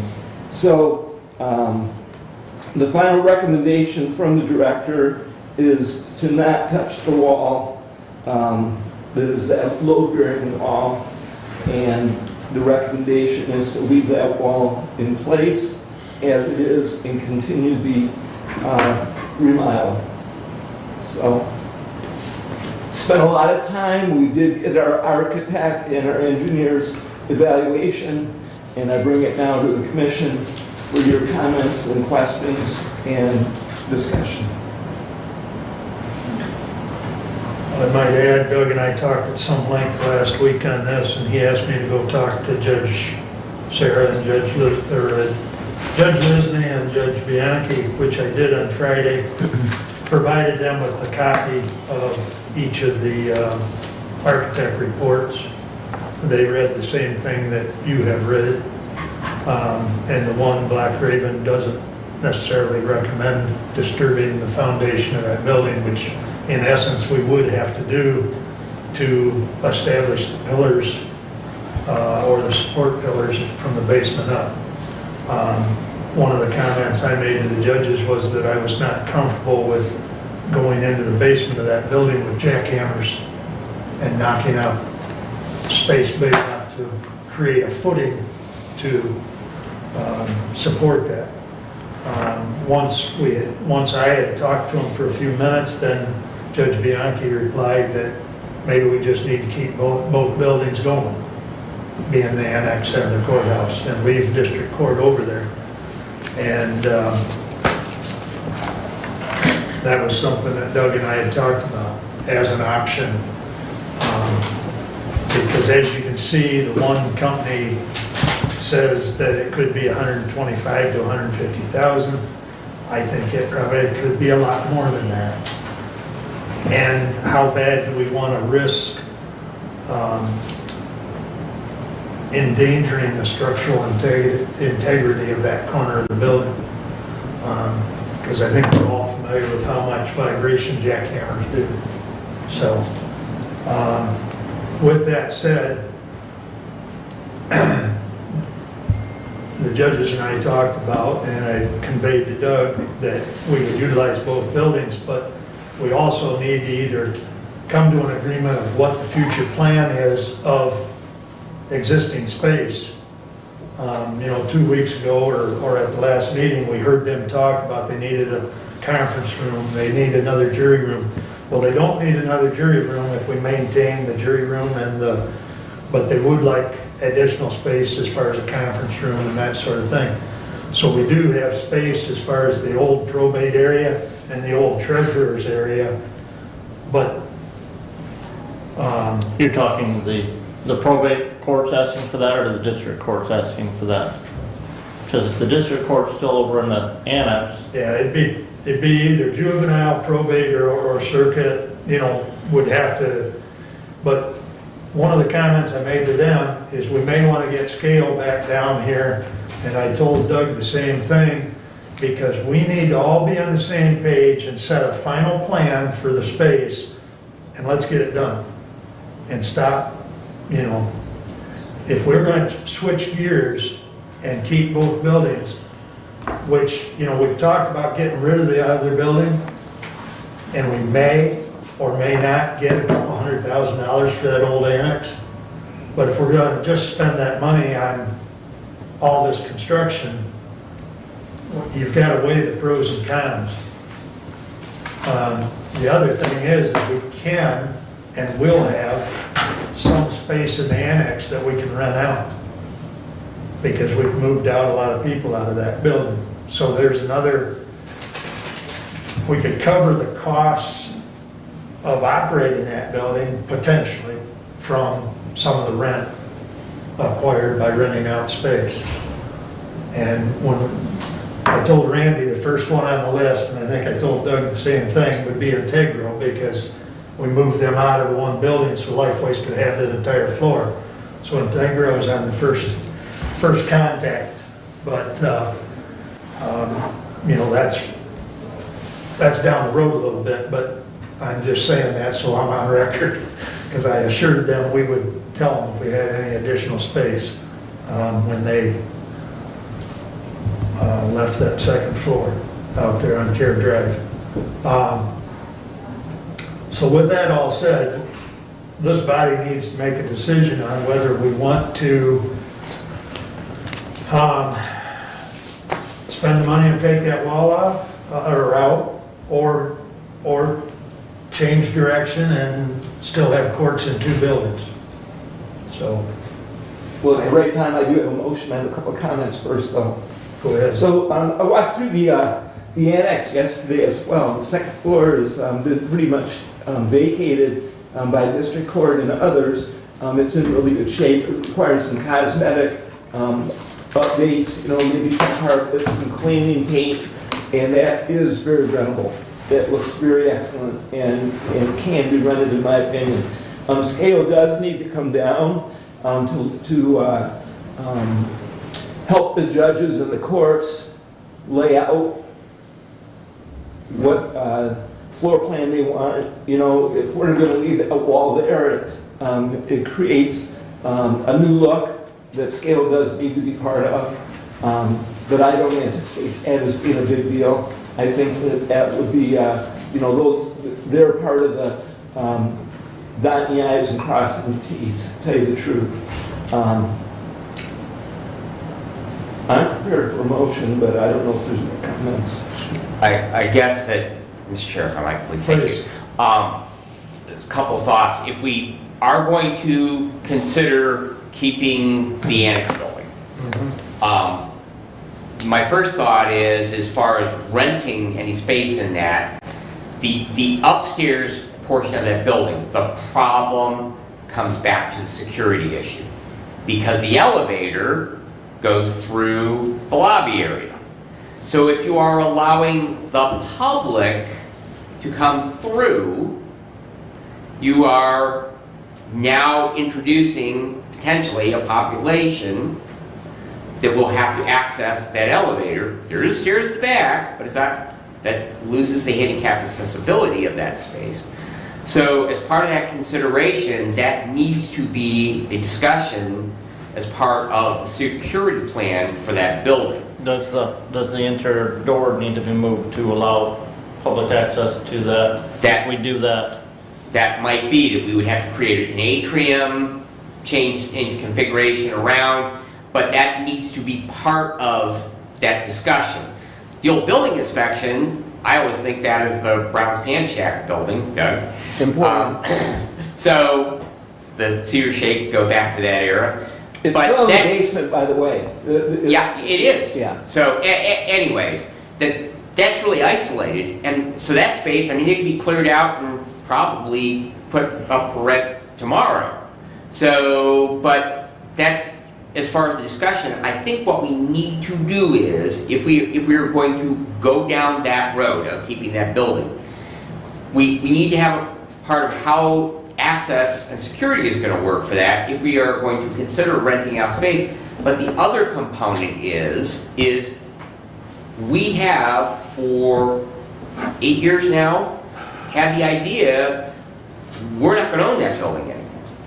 And so we need to get a handle on, because I was here when we put $400,000 in, had a crane that hoisted HVAC equipment up on the roof, and we did the roof and we had to put a new gutter because we had so much water coming down off the back of that thing.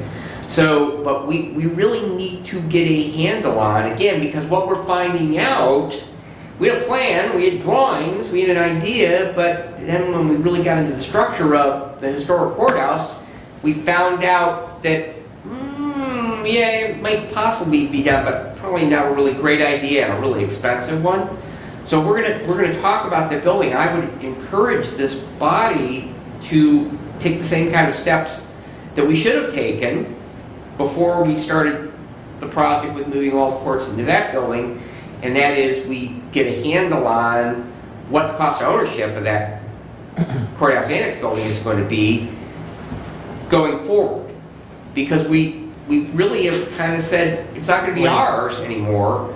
So we need to know what it's actually going to cost us to keep it. I mean, the roof's not that old. The HVAC equipment's not that old. Electrical's good. So, but, you know, I mean, I can recall some discussions about employees that work in that building about air quality issues, and so... And we had a presentation this morning from our facilities director, who is currently having to clean 6 buildings. Thought we could get rid of 1, be down to 5 buildings. Right. Now we're going to stay 6. That changes our janitorial requirements.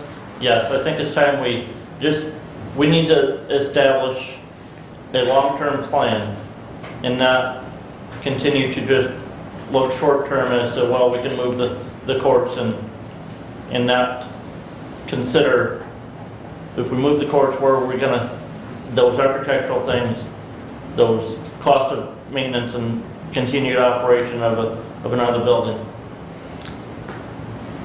So, you know, and as part of this discussion, I mean, I'm a big picture guy. I'm not a detail guy, I really admit that. But just kind of free associating, you know, one of the discussions always comes back to court security. Now 2 buildings to maintain security on. So part of this discussion, kind of undercurrents have been, well, the clerk is still in the historic courthouse.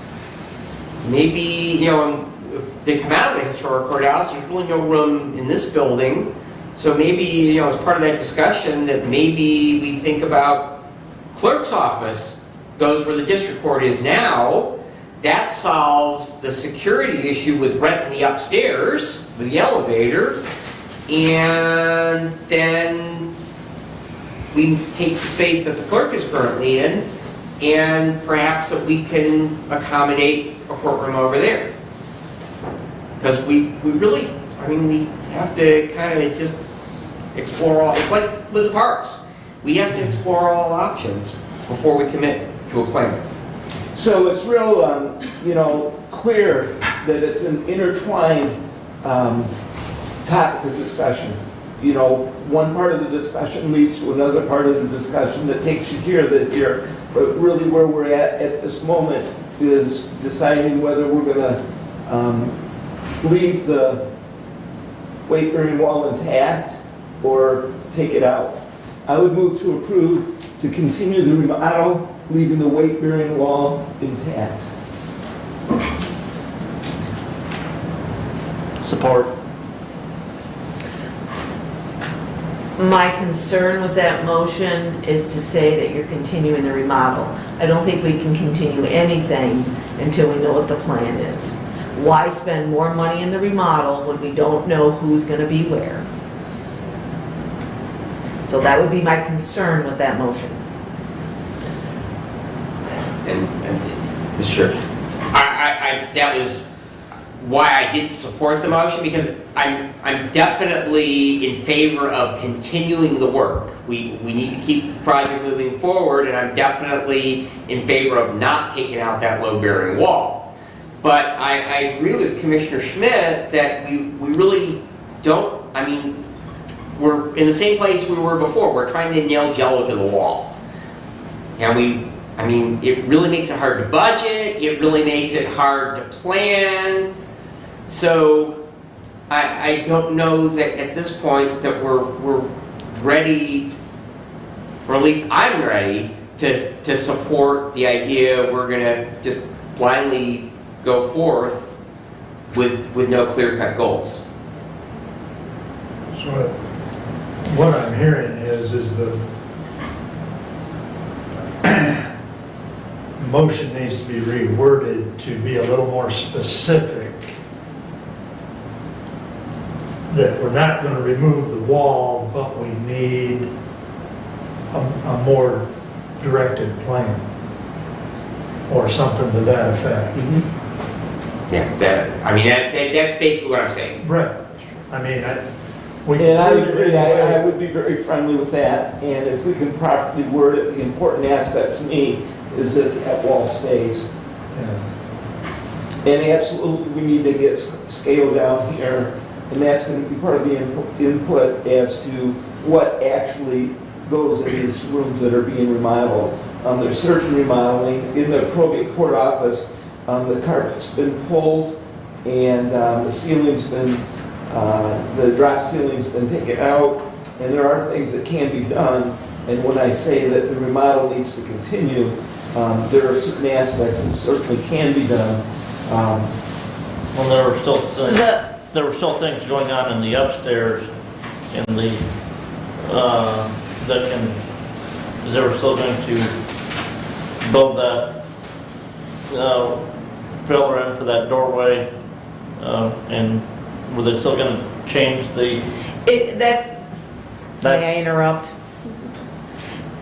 There's not really any, in my opinion, I don't think they can go forward because you don't know who's going to be where. You're not going to flip the probate courtroom if the probate courtroom's not going to be moved. So I'm not sure what you can do because again, district court's not coming over, you can't work in the district court area.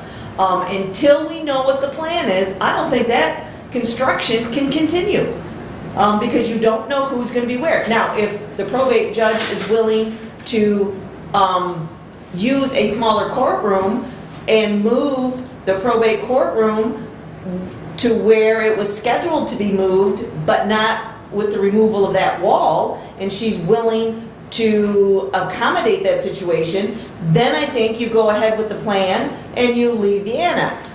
I don't know why we couldn't reorganize that room, have her bench, move that room diagonally. Would that give them a little more distance that she requires? And if she's concerned about safety, can we put up a bulletproof screen in front of her? You know, I don't know what the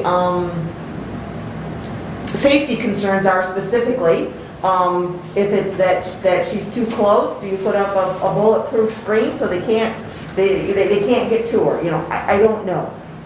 My understanding is that once upon a time, the probate court used to be in an office. I know things have changed, but we also have an old courthouse to use, and accommodations need to be made. But if that's not going to be the probate courtroom, then we don't know what's going on, and until you know who's going to be where, there's no sense in putting any more money into that construction. I would like to withdraw my motion if the support will That's fine. agree. And my new motion would be, I move to approve leaving the weight-bearing wall intact. Here it is. Simple. Support. Okay.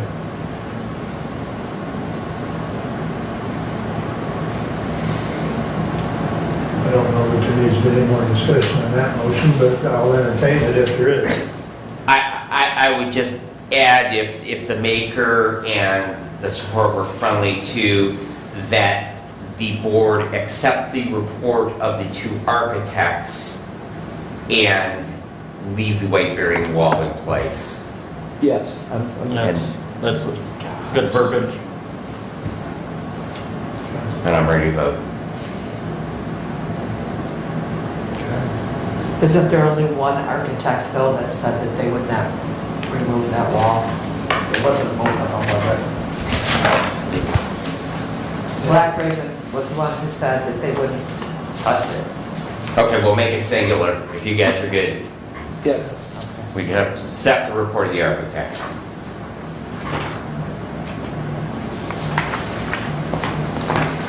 It's a good point, because otherwise we're kind of conflicting, because one would do it and one wouldn't, so, good point. Okay. You good with the motion? Yeah, I'm good. Okay. All in favor, signify by saying aye. Aye. Opposed, same sign. Motion passes 5-0. I think the facilities committee, facilities director needs to get with the chief judge and the court administrator's office, the state of Michigan, and we need to lay out a plan that's approved by all parties, signed off by all parties, to go forward and get this project done. I think that's imperative that Doug and Randy. Been my main focus Yeah, since January, Yes. and I will continue that as my main focus.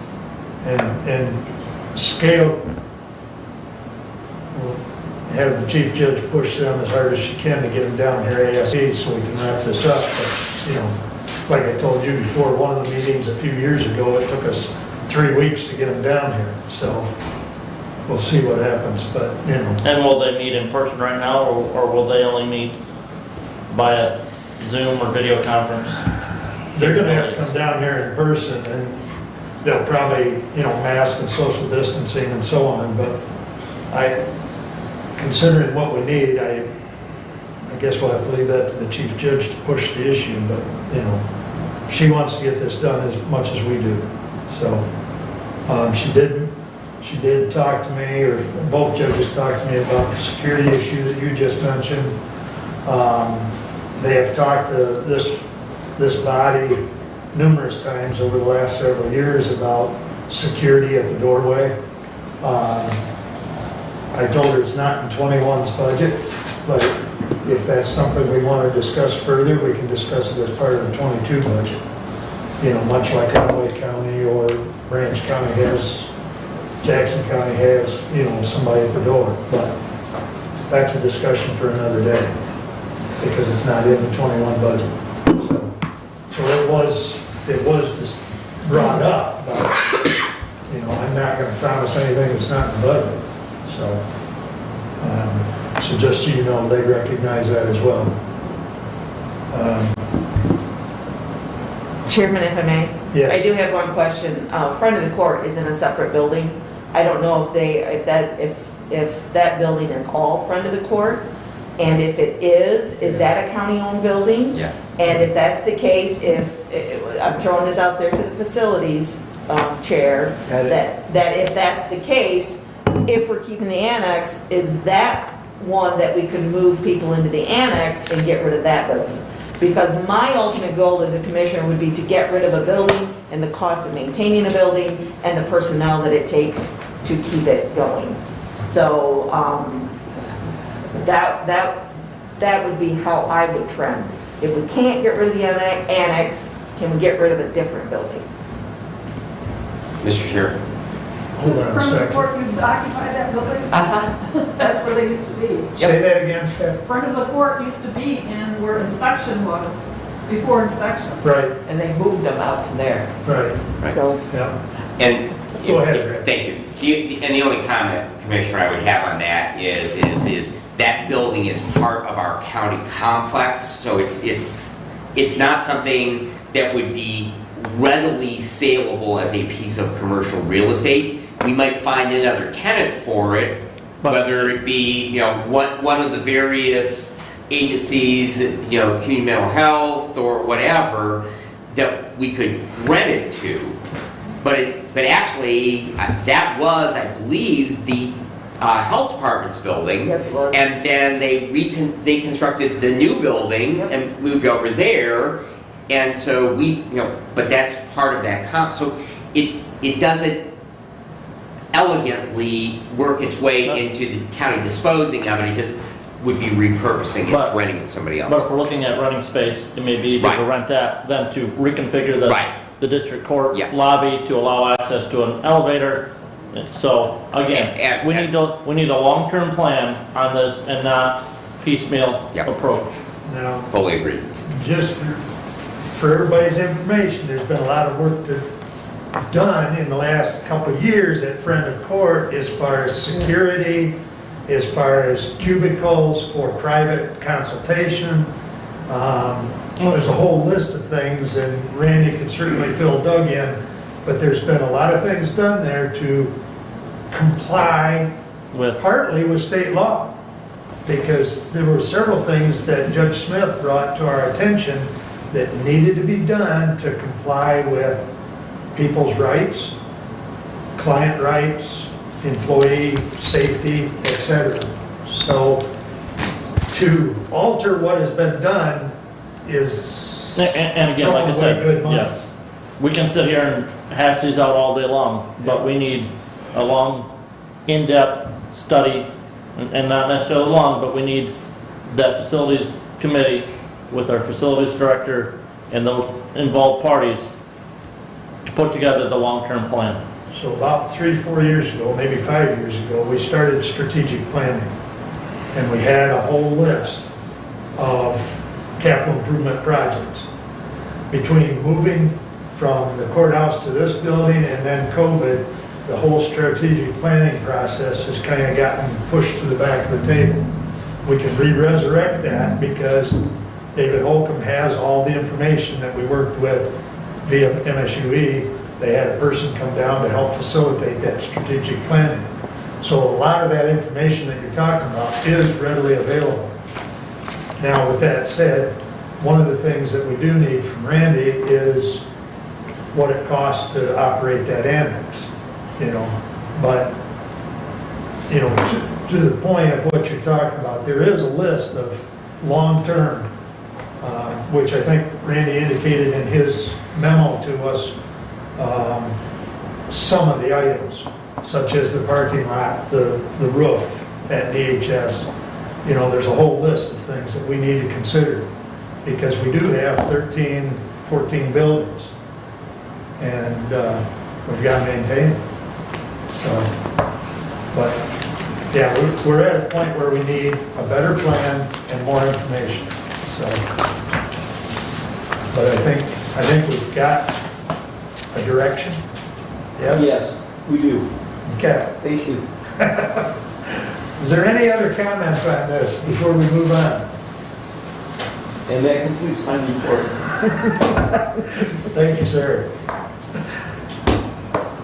Hey, at least we know what direction we're going. That's a start. Don't go backwards.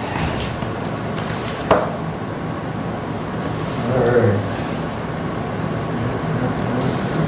You're up. Well, again, I'm going to try and work another short report here this morning.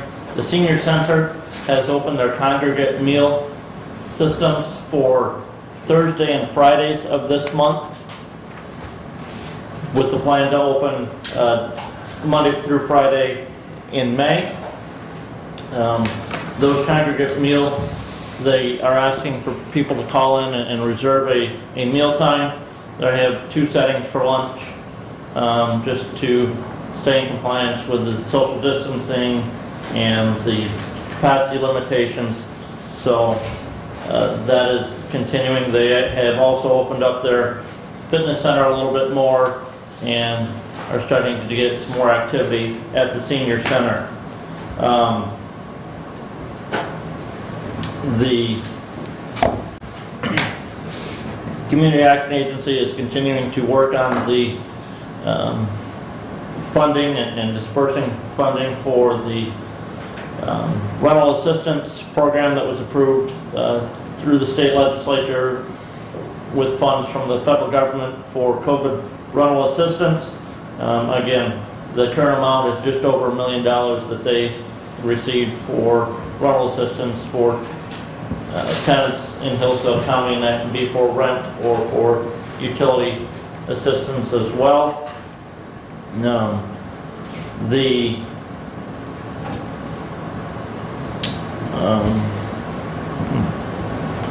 The Area Agency on Aging continues to work, and we're looking at, again, like I said, a new office facility in Brooklyn for them, and hope to have an update on that at our meeting next week. The health department has a vaccination clinic scheduled for Hillsdale United Brethren Church on Wednesday of this week, and they still have vaccination spots open for that. I haven't seen, I guess, in the emails from the director whether they're using all those vaccinations at every clinic or not, or some of those have been gone unclaimed, so that they have been dispersing some of those vaccinations to local pharmacies and allowing the pharmacies to then get some of their customers in and schedule and administer those vaccinations to them at the local pharmacy. As I mentioned earlier, in attending the Somerset Township meeting, they're running their community center, and all of our other townships and the villages continue to meet in person. So, does anybody have any questions? Oh, one thing, Commissioner Wiley had asked me the other day about an issue with Community Action Agency on a homeless funding situation, and I've got a phone call scheduled with Toby Berry, the director at CAA, for this afternoon. But they did indicate that that is a grant-funded situation, and that when those grant funds are done, that they will be done doing that. So what are they gonna do in regards to the I don't know, I'll have to, Yeah. And they still haven't gotten the hotel in Jonesville paid. yeah, and I said, so we've got a 4 o'clock phone call with Toby this afternoon. I know in talking to Brad, you had emailed her, and so I appreciate you following up on that, and you and Brad can continue to follow that, because that's, number one, we can't ignore the homeless, and number two, we can't leave a business 3 months in arrears. Yeah, and like I said, not knowing enough details on it. Yep. Understand. Appreciate the follow-up. So, I know the hotel owner contacted me, and as I told you, I wasn't going to shuffle it. I called Toby, and then I turned it to you. So, but Any questions for Brent? Thank you. Brad?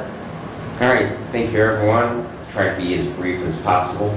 The sheriff and I had a meeting with the sheriff, the undersheriff, a couple of his deputies, and Doug and Tracy from Central Dispatch. An ongoing discussion of 800 megahertz radios.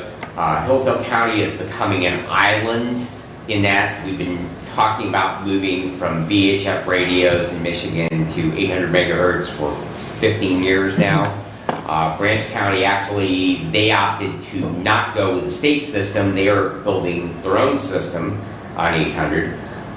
Jackson and Lenawee County both have, and Williams County, which was actually the only county in the state of Ohio that was not on 800, they have a new sheriff and they are moving it. So basically what it means is that with all of the public safety agencies around us, that we are operating on a different system at this point. So Doug will be coming in May, and I've asked him to do an education since I work with 800 all the time, so I'm familiar with it and I'm comfortable in talking in terms, but the rest of you are not so much.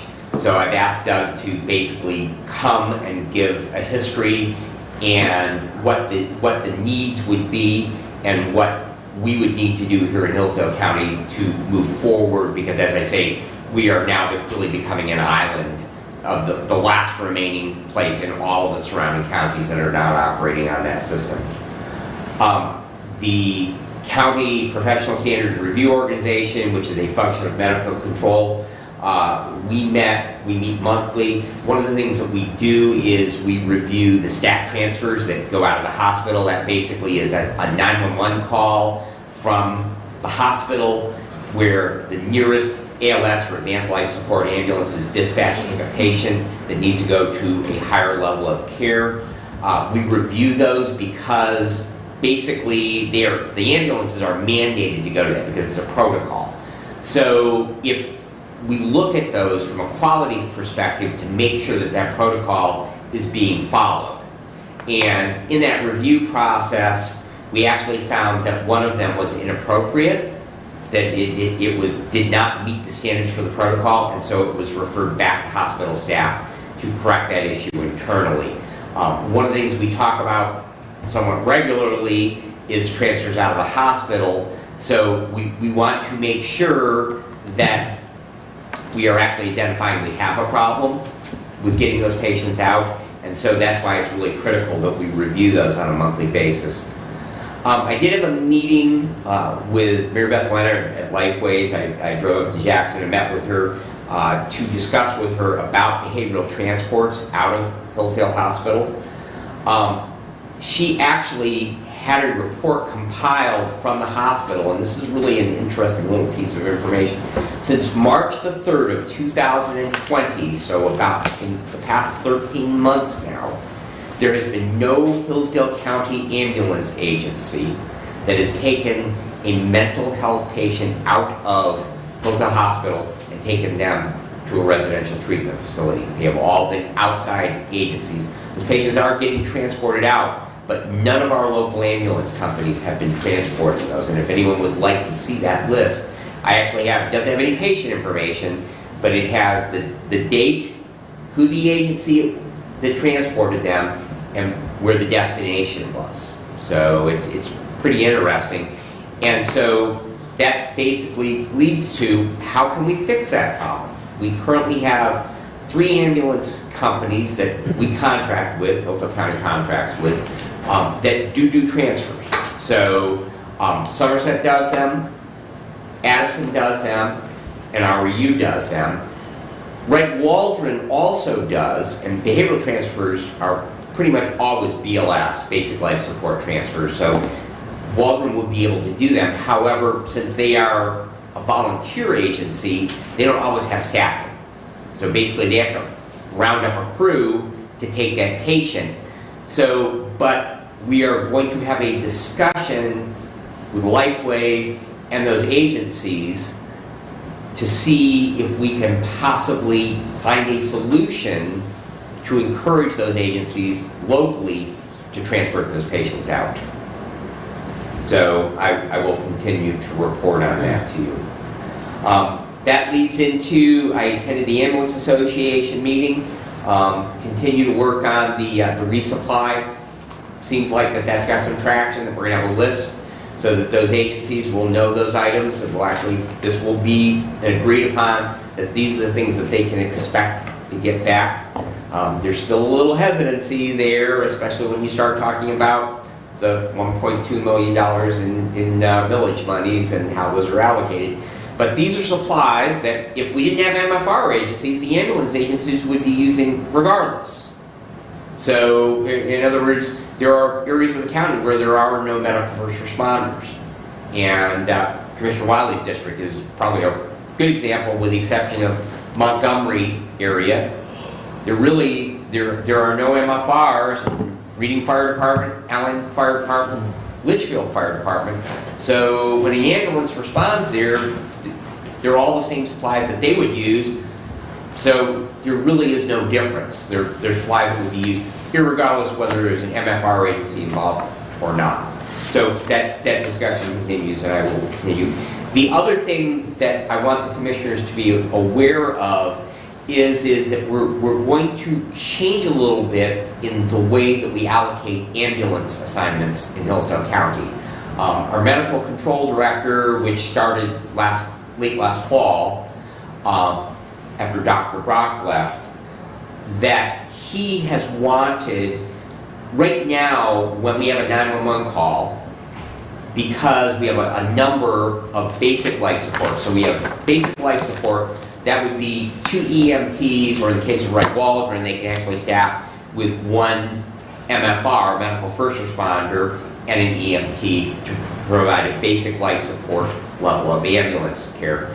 And then we have ALS, or advanced life support. So at the ALS level, they can start IVs, they have a much wider pharmacopoeia of drugs that they can use. Basically, they are bringing the ER to the patient. So they have a lot more interventions that they can do. They can intubate. In cases, we have NICUs that can put patients on ventilators.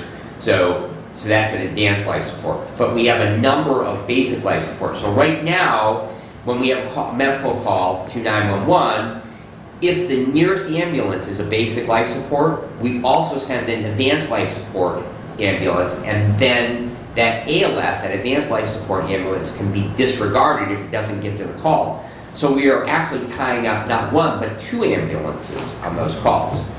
So we have the ability, because Central Dispatch, they are trained as emergency medical dispatchers, to do some triaging within our system. And so what we are going to start to do is the least emergent calls. So someone's fallen down, they're having trouble getting back up off the floor, things like that, but there's no other. They're not having chest pain, they're not having difficulty in breathing, no stroke-like symptoms. In that case, we're going to simply dispatch the nearest ambulance. So it might be an ALS ambulance, but if it's a BLS ambulance, we won't have 2 going.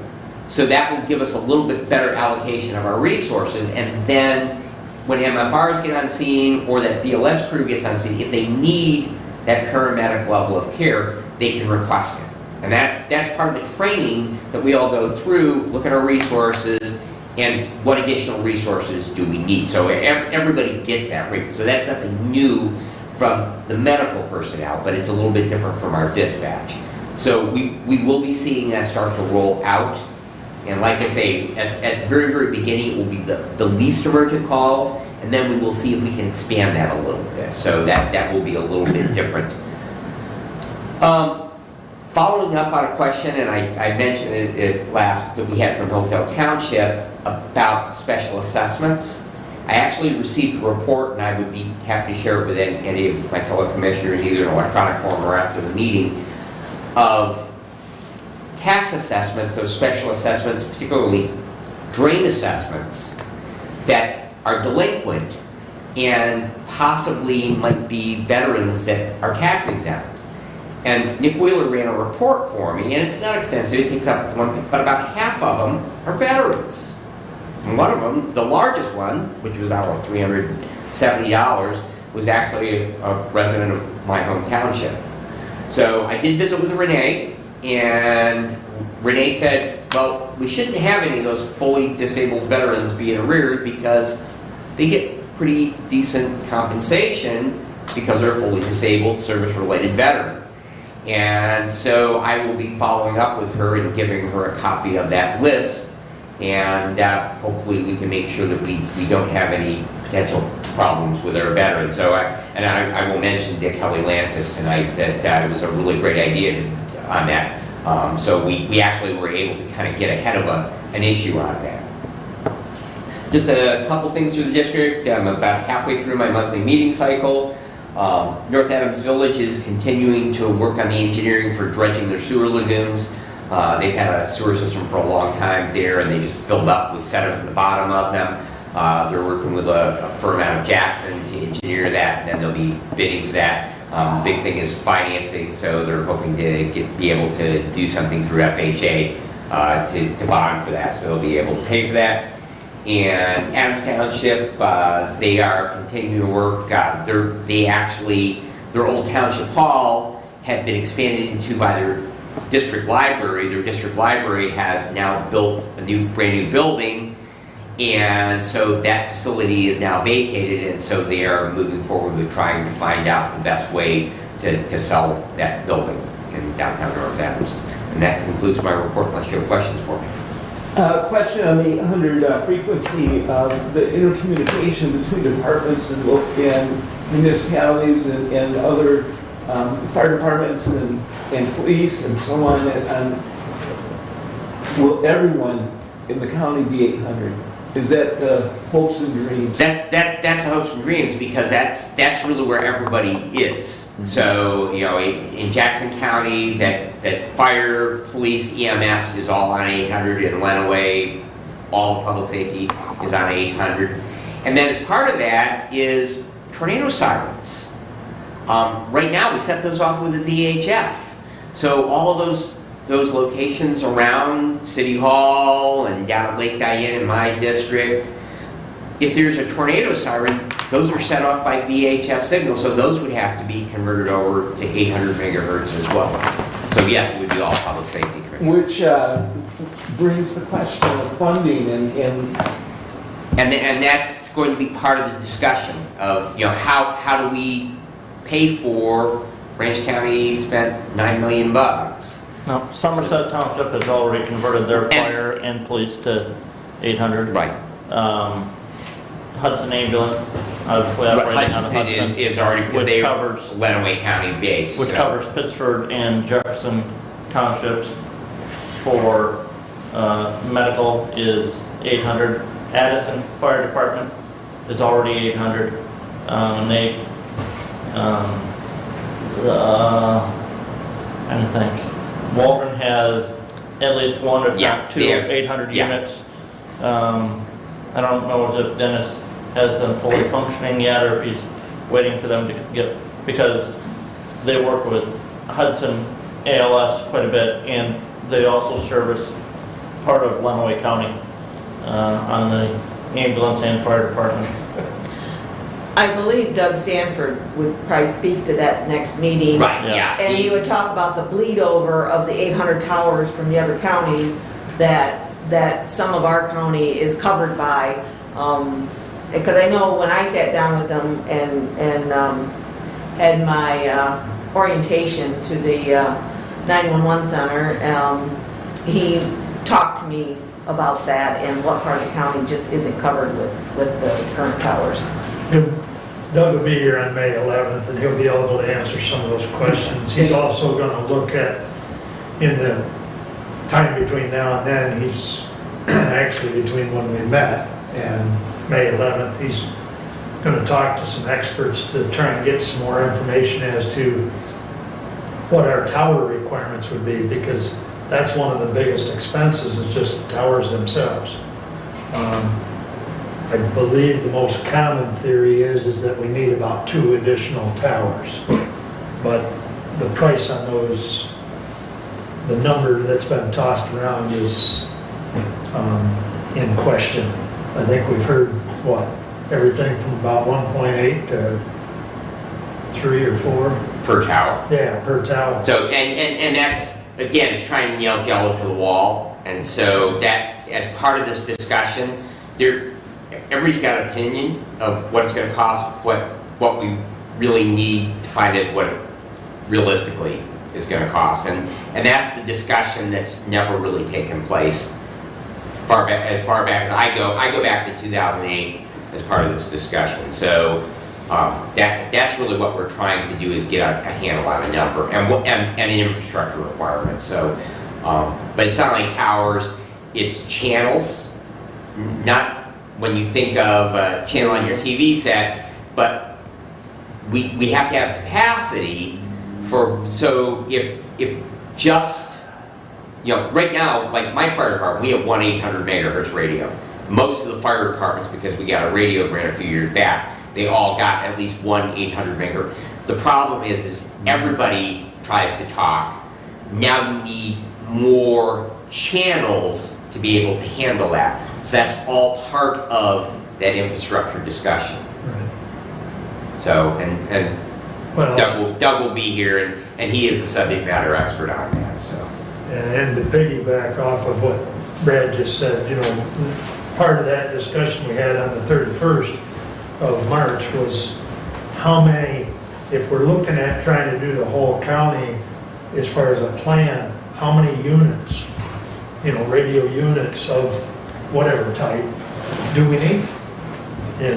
Because there's a lot of fire departments and local police, and so, but Doug should hopefully be able to address those. If not, he'll get the answers for us. But it's in the planning process at best. So, any other questions for Brad? Okay. First of all, let me read a couple things that have come across the wire here. Doug just sent me an urgent message regarding Johnson & Johnson COVID-19 vaccine. It says, and I'll just read a portion of it. It's a joint message from CDC, FDA regarding Johnson & Johnson COVID-19 vaccine. Do not administer this vaccine. Clinics that are scheduled to administer J&J vaccine should be rescheduled to use a different vaccine. If you have inventory of this vaccine, please separate in your storage unit, mark do not use, and store appropriately until further notice. And the rest of it goes on. It is on the CDC and FDA webpage. But I heard briefly this morning as I was getting out the door on the news, they've had some issues, I guess, with blood clots. So evidently now they've taken action. 18, 40-year-olds are seemingly the group that are the problem with that. And just, if I might add, big discussion in EMS circles this past weekend was not COVID calls, COVID vaccine reaction calls. And the clinic that I mentioned earlier at the hub is not using the Johnson & Johnson, that has the Moderna and the Pfizer both at it. Right. Yeah, the health department, I don't believe has any J&J scheduled this week. I remember. No, looking here at their website right now, no, they don't. Because they had trouble with distribution, so they don't have any of that product, unfortunately. The other thing I'll read you that just came in from Terry Esterline is his report on medical care. He says, good morning. Twice weekly staff testing continues. We have identified 2 staff members that have tested positive for COVID-19. We have 1 more staff member with a lab test pending. 2 of the cases had no contacts with residents and are home self-isolating. 1 case had minimal exposure to residents, and those residents with potential exposure were fully vaccinated in February. Weekly resident testing is underway, and no positive cases have been identified. By the way, I forwarded this to you. Okay. Scheduled visits are continuing pending lab results this week. A potential pause in visiting could be announced this week. If indoor, in-person visiting is paused, it will be paused for a minimum of 14 days. Residents, families, and responsible parties will be notified by the facility. Per the Centers for Medicare and Medicaid, Hillsdale County's positive rate has increased to 18.5% as of this morning.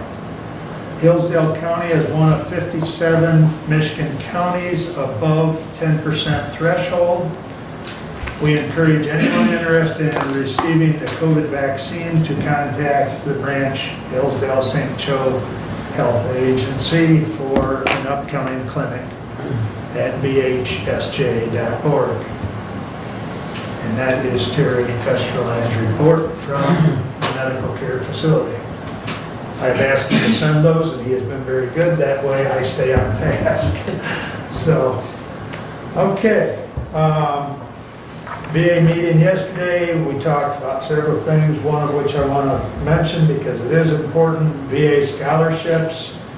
If you have or know of a senior that is looking to further their education and need a scholarship, they can apply for one, assuming they have a veteran relative, needs to be a father, mother, uncle, or grandparent, not uncle, but although we will consider them, but it has to be direct family.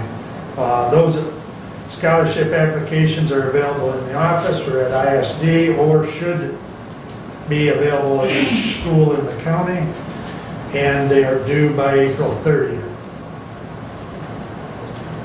And we will review those at the next VA meeting, which I believe is May 10th, if I recall correctly. It's first or second Monday of May.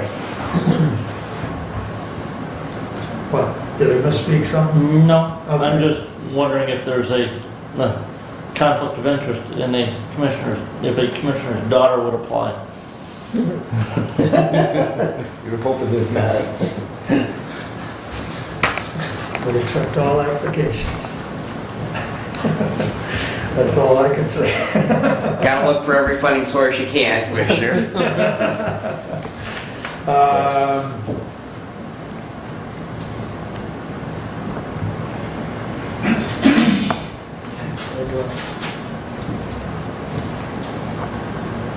Wrote senior center down now, I don't know why I wrote it down. Got a question on something there.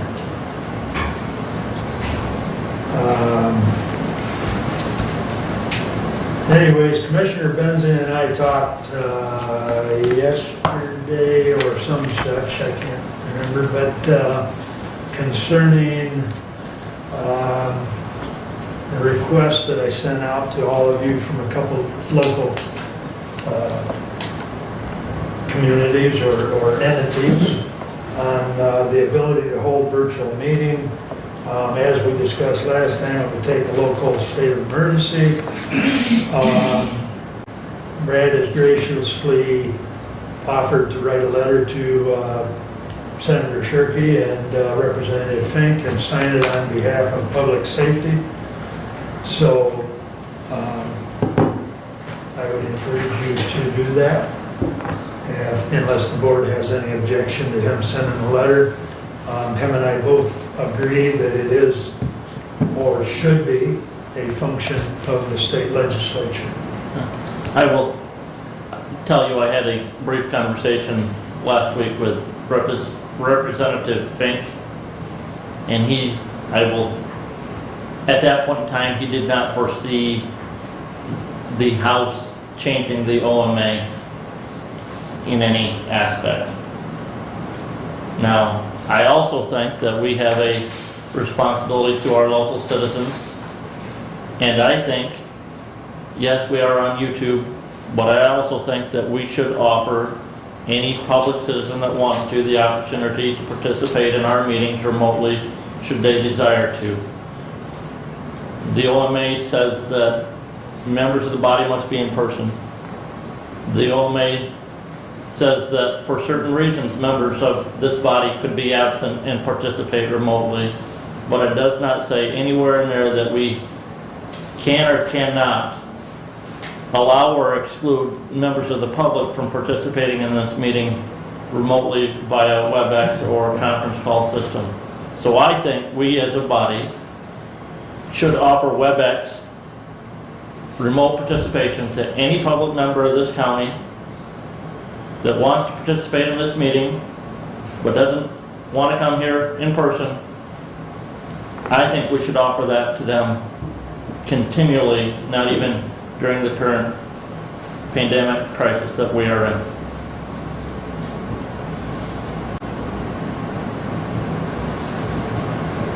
I would agree. I have a comment. We did get an email from Rebecca Burns, March 24, where the information provided by the Branch Hillsdale St. Joe Community Health Agency's Council, Andrew Breggy, regarding the subject of virtual meetings. In his words, he says, in the alternative, if the board chooses to conduct its meetings in person, please note that the board may not turn away members of the public who arrive to attend the open meeting.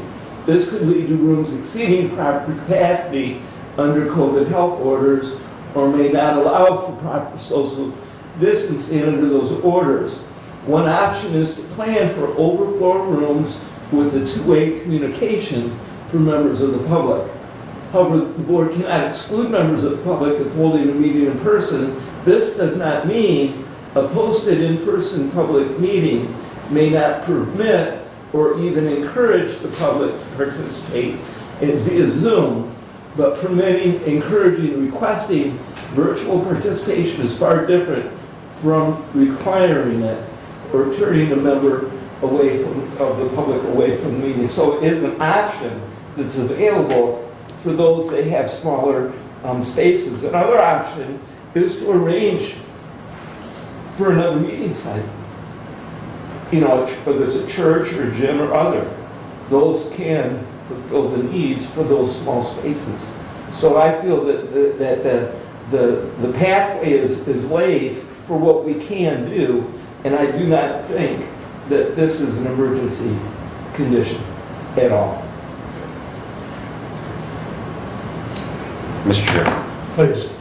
So, in my conversation with the chair, I reiterated that this really is not a local body issue, because effectively, by issuing a local state of emergency, we are superseding the Open Meetings Act. And the legislature previously has acted on it. They've chosen to end that as of March. And I really feel that this is an issue that if they are going to change the Open Meetings Act, they need to change the Open Meetings Act, not us create an ability for local units to find a way around it. So that's why that I said that I would be willing to write a letter to our representative and our senator encouraging them to consider changing the Open Meetings Act, because we had some local units that had expressed a desire to be able to continue to meet virtually. But I will take that on the advice of this board, whether you want me to do that or not.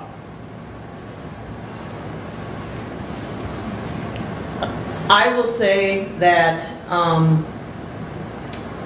my stance on declaring a local emergency is only to provide options and versatility for our small units who need it. They all don't have necessarily the time and maybe funds to run separate rooms with separate virtual meetings. So to me, it's about providing options, and at this point in time, this board here has the ability to provide some options. And I will say that if there's board members here who are currently availing themselves of those options in other counties because they've declared local emergencies, I think they need to look at what we need to do here in Hillsdale County.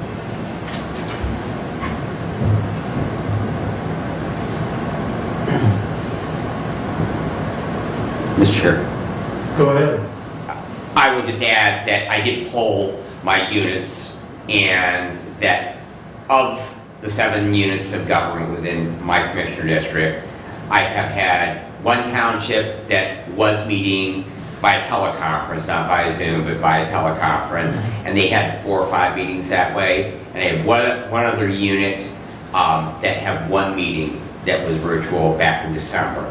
Beyond that, overwhelmingly, they all said, we have no interest in holding virtual meetings. We have not held virtual meetings. We do not have the capability to do it. And so it would be of no benefit to our unit of government, whether or not they had the option or not. Well, I think whether it benefits 1 or whether it benefits 5, it's as Kathy indicated, it provides them an option. And maybe I'm the only district that's got small meeting rooms, but I've got 3 of them that have got a room about the size of our commissioner's office, which makes it problematic just for them to socially distance. So they've all indicated they'd like the ability, but be it as it may, I will, I'll be happy if we just send a letter. And I have no objection to encouraging the legislature to consider changes to that OMA. Yep. Okay? But I think the citizen have a right, especially when we're talking about government taking up money from citizens through taxation, to come and see us in person, make those decisions. When we're talking about spending those funds, the citizens have a right to come and voice their opinion to us in person.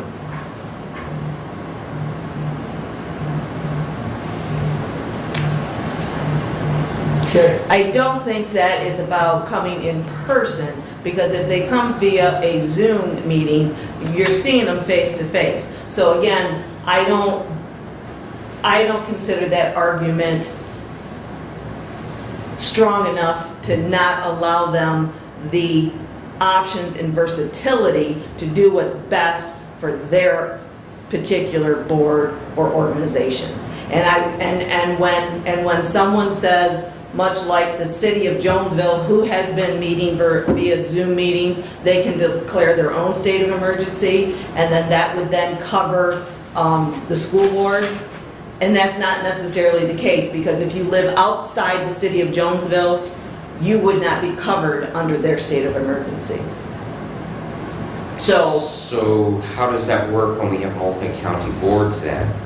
I don't know. That would be interesting. So that would be, my putting, my questioning self on, if it won't work for the school board, why will it work for multi-county boards? I would like to know the answer to that question. Get 3 attorneys in a room, you get 3 different answers, right? So, but again, if you're on multi-county boards and you voted in favor of meeting virtually and moving meetings into those counties because you can, then I don't think you're doing the citizens of Hillsdale County, I don't think you're doing right by them by giving them the same option.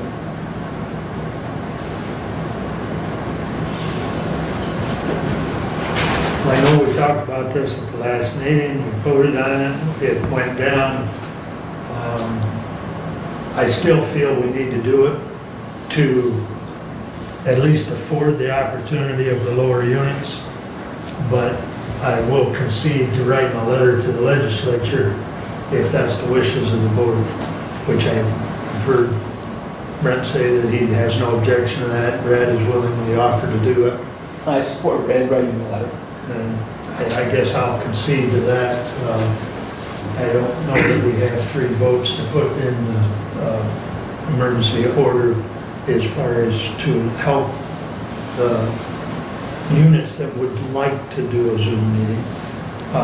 And again, I think any unit can do now, the Open Meetings Act says you can participate in a meeting remotely if you have a medical condition.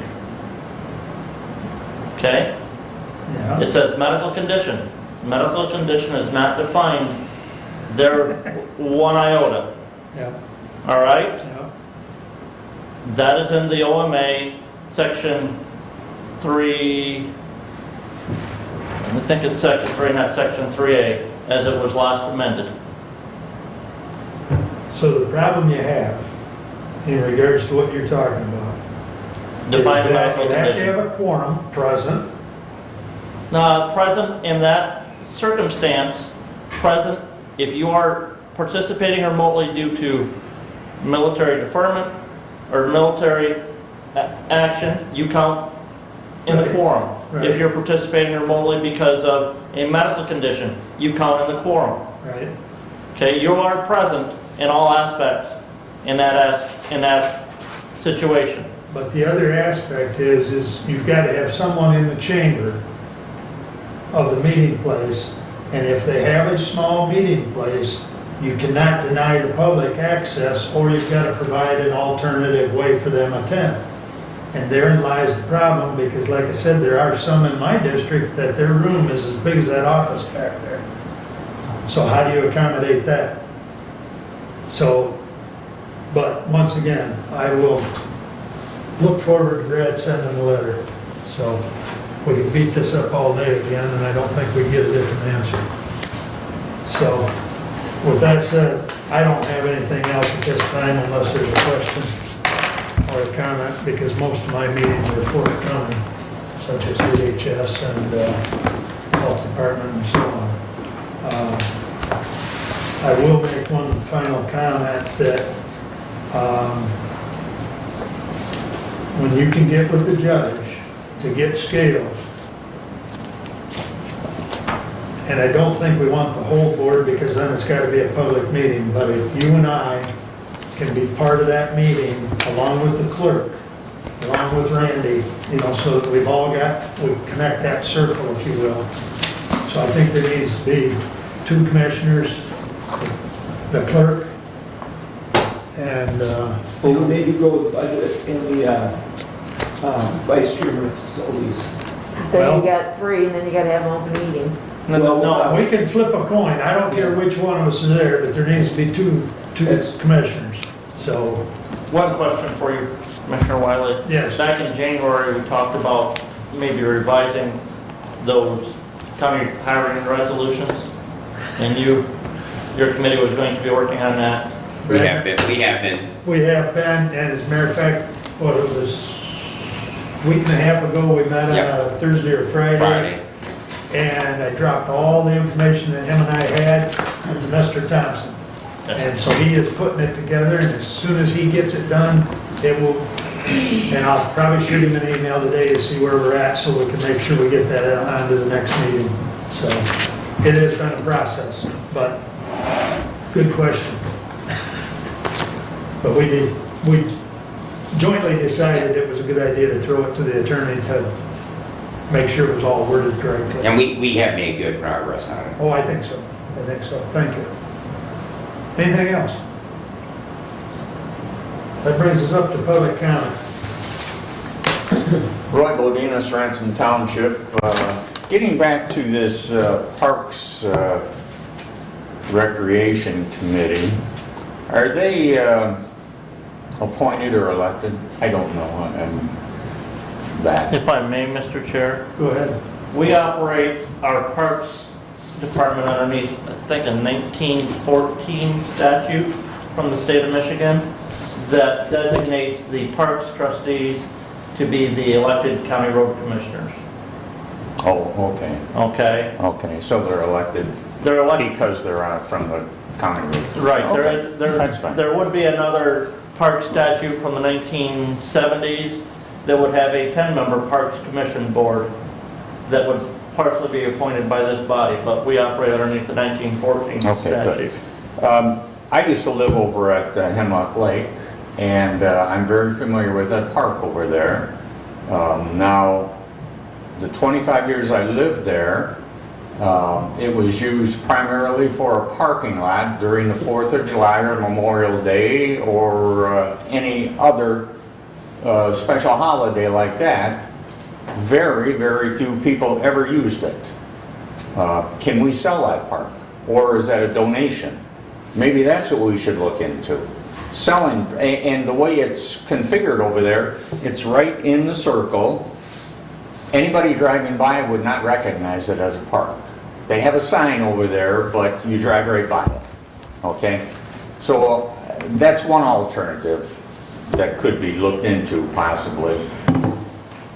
And I don't know if I've ever heard any more negative comments from the park commission, from Mr. Godfrey. I like him, he's a nice guy. But my goodness, he had a negative comment about everything. Everything, can't do that, we tried that, no. We have to maybe go to these other communities like Somerset. How are you doing it? You know, I mean, there's all kinds of stuff that we can look into. And I've attended those dinners over there from the Conservation District at the building over there. 25 people limited there sounds very, very unusual. I don't believe it, I'll say that. Because I know we used to get, they used to get 75, 80 people in there. And it's all in the way you position the tables. And if the people are their relatives, they can sit at the same table without positioning. So that it's the easy way out to say no. And we have to do something about that. If they want financing, everybody's scraping, you know, for financing now. I think it should be put right back in their lap and do something and figure it out. And I'm glad you guys got started on that court renovation again. Now let's not drop the ball on that, period. Thanks, Ray. Anyone else? Laura? Good morning. Good morning. Thank you all. I just wanted to mention, since security at the district court came up, we did have an active shooter training a couple weeks ago at district court, and one of the things that was mentioned was the fact that we have plexiglass between the public area and our staff area, and also the fact that there's a doorway between sort of the vestibule and the staff area that's on the flimsy side. And I know that I'm sure that you know, funding is an issue and a concern, and I'm just thinking that if we're looking at possibly retaining that building, that just everybody be aware of those security concerns. And this is sort of the second time I heard these comments from a person with a security background. I don't have any larger comment to make on the courthouse. I don't feel comfortable saying anything without judicial staff, judges here, but I do thank everybody in advance for taking into consideration any concerns that the judges might have. I just wanted everybody to be aware of some of the security issues. Thank you. Thank you, Laura. Anyone else? Jim? Good morning, almost good afternoon. Jim Graves, Addison and Moscow Township, depending on what side of the road I'm on. Anyway, again, I don't want to beat a dead horse, but you guys got a lot on your plate. I say that every time, and I want to say that I want to remind you that this is not a thankless job, and I appreciate every member here, and for those that in the public that might be listening right now, contact these people, because I think even for members here that I might not be in full agreement with, I think we've got a great board here. I really do. That's been my observation since I've come here. And I appreciate your discussions and your comments, and it's a complicated world. And I can talk about the park or whatever, or open this or open that. And what I hope and pray for you guys is that in this world, you're trying to work with what you got, and you know that. There's a lot of stuff you'd like to do and you can't do. But specifically, just keep searching for the truth. And you know what you believe when you're all by yourself. Discover what that is. What do you really believe? And then once you identify that, you've got experience. Have good courage and stand on that truth, and then lead with it. That's what I want to encourage you to do. I'm not saying you're not doing that at all. I just want to continue to encourage you to go that direction, because we have a world full of misinformation. And we know that when we're all by ourselves and thinking. And we don't have to accommodate false narrative, and we should not. Okay? And that isn't, and again, any of you folks have problems anywhere or need help, give me a call. Okay? And that goes because I do appreciate the dialogue and I appreciate what you guys are trying to do here. And like Roy said, you got back real quick on this deal with the court and continue to do that. And thank you, Kathy, for pointing out that we got to get these people on page and get this done. And if you got to move a couple offices because that's the right thing to do, do it. Okay? So thank you so much. I appreciate it. Thanks, Jim. Glenn? How are you today? Best day ever.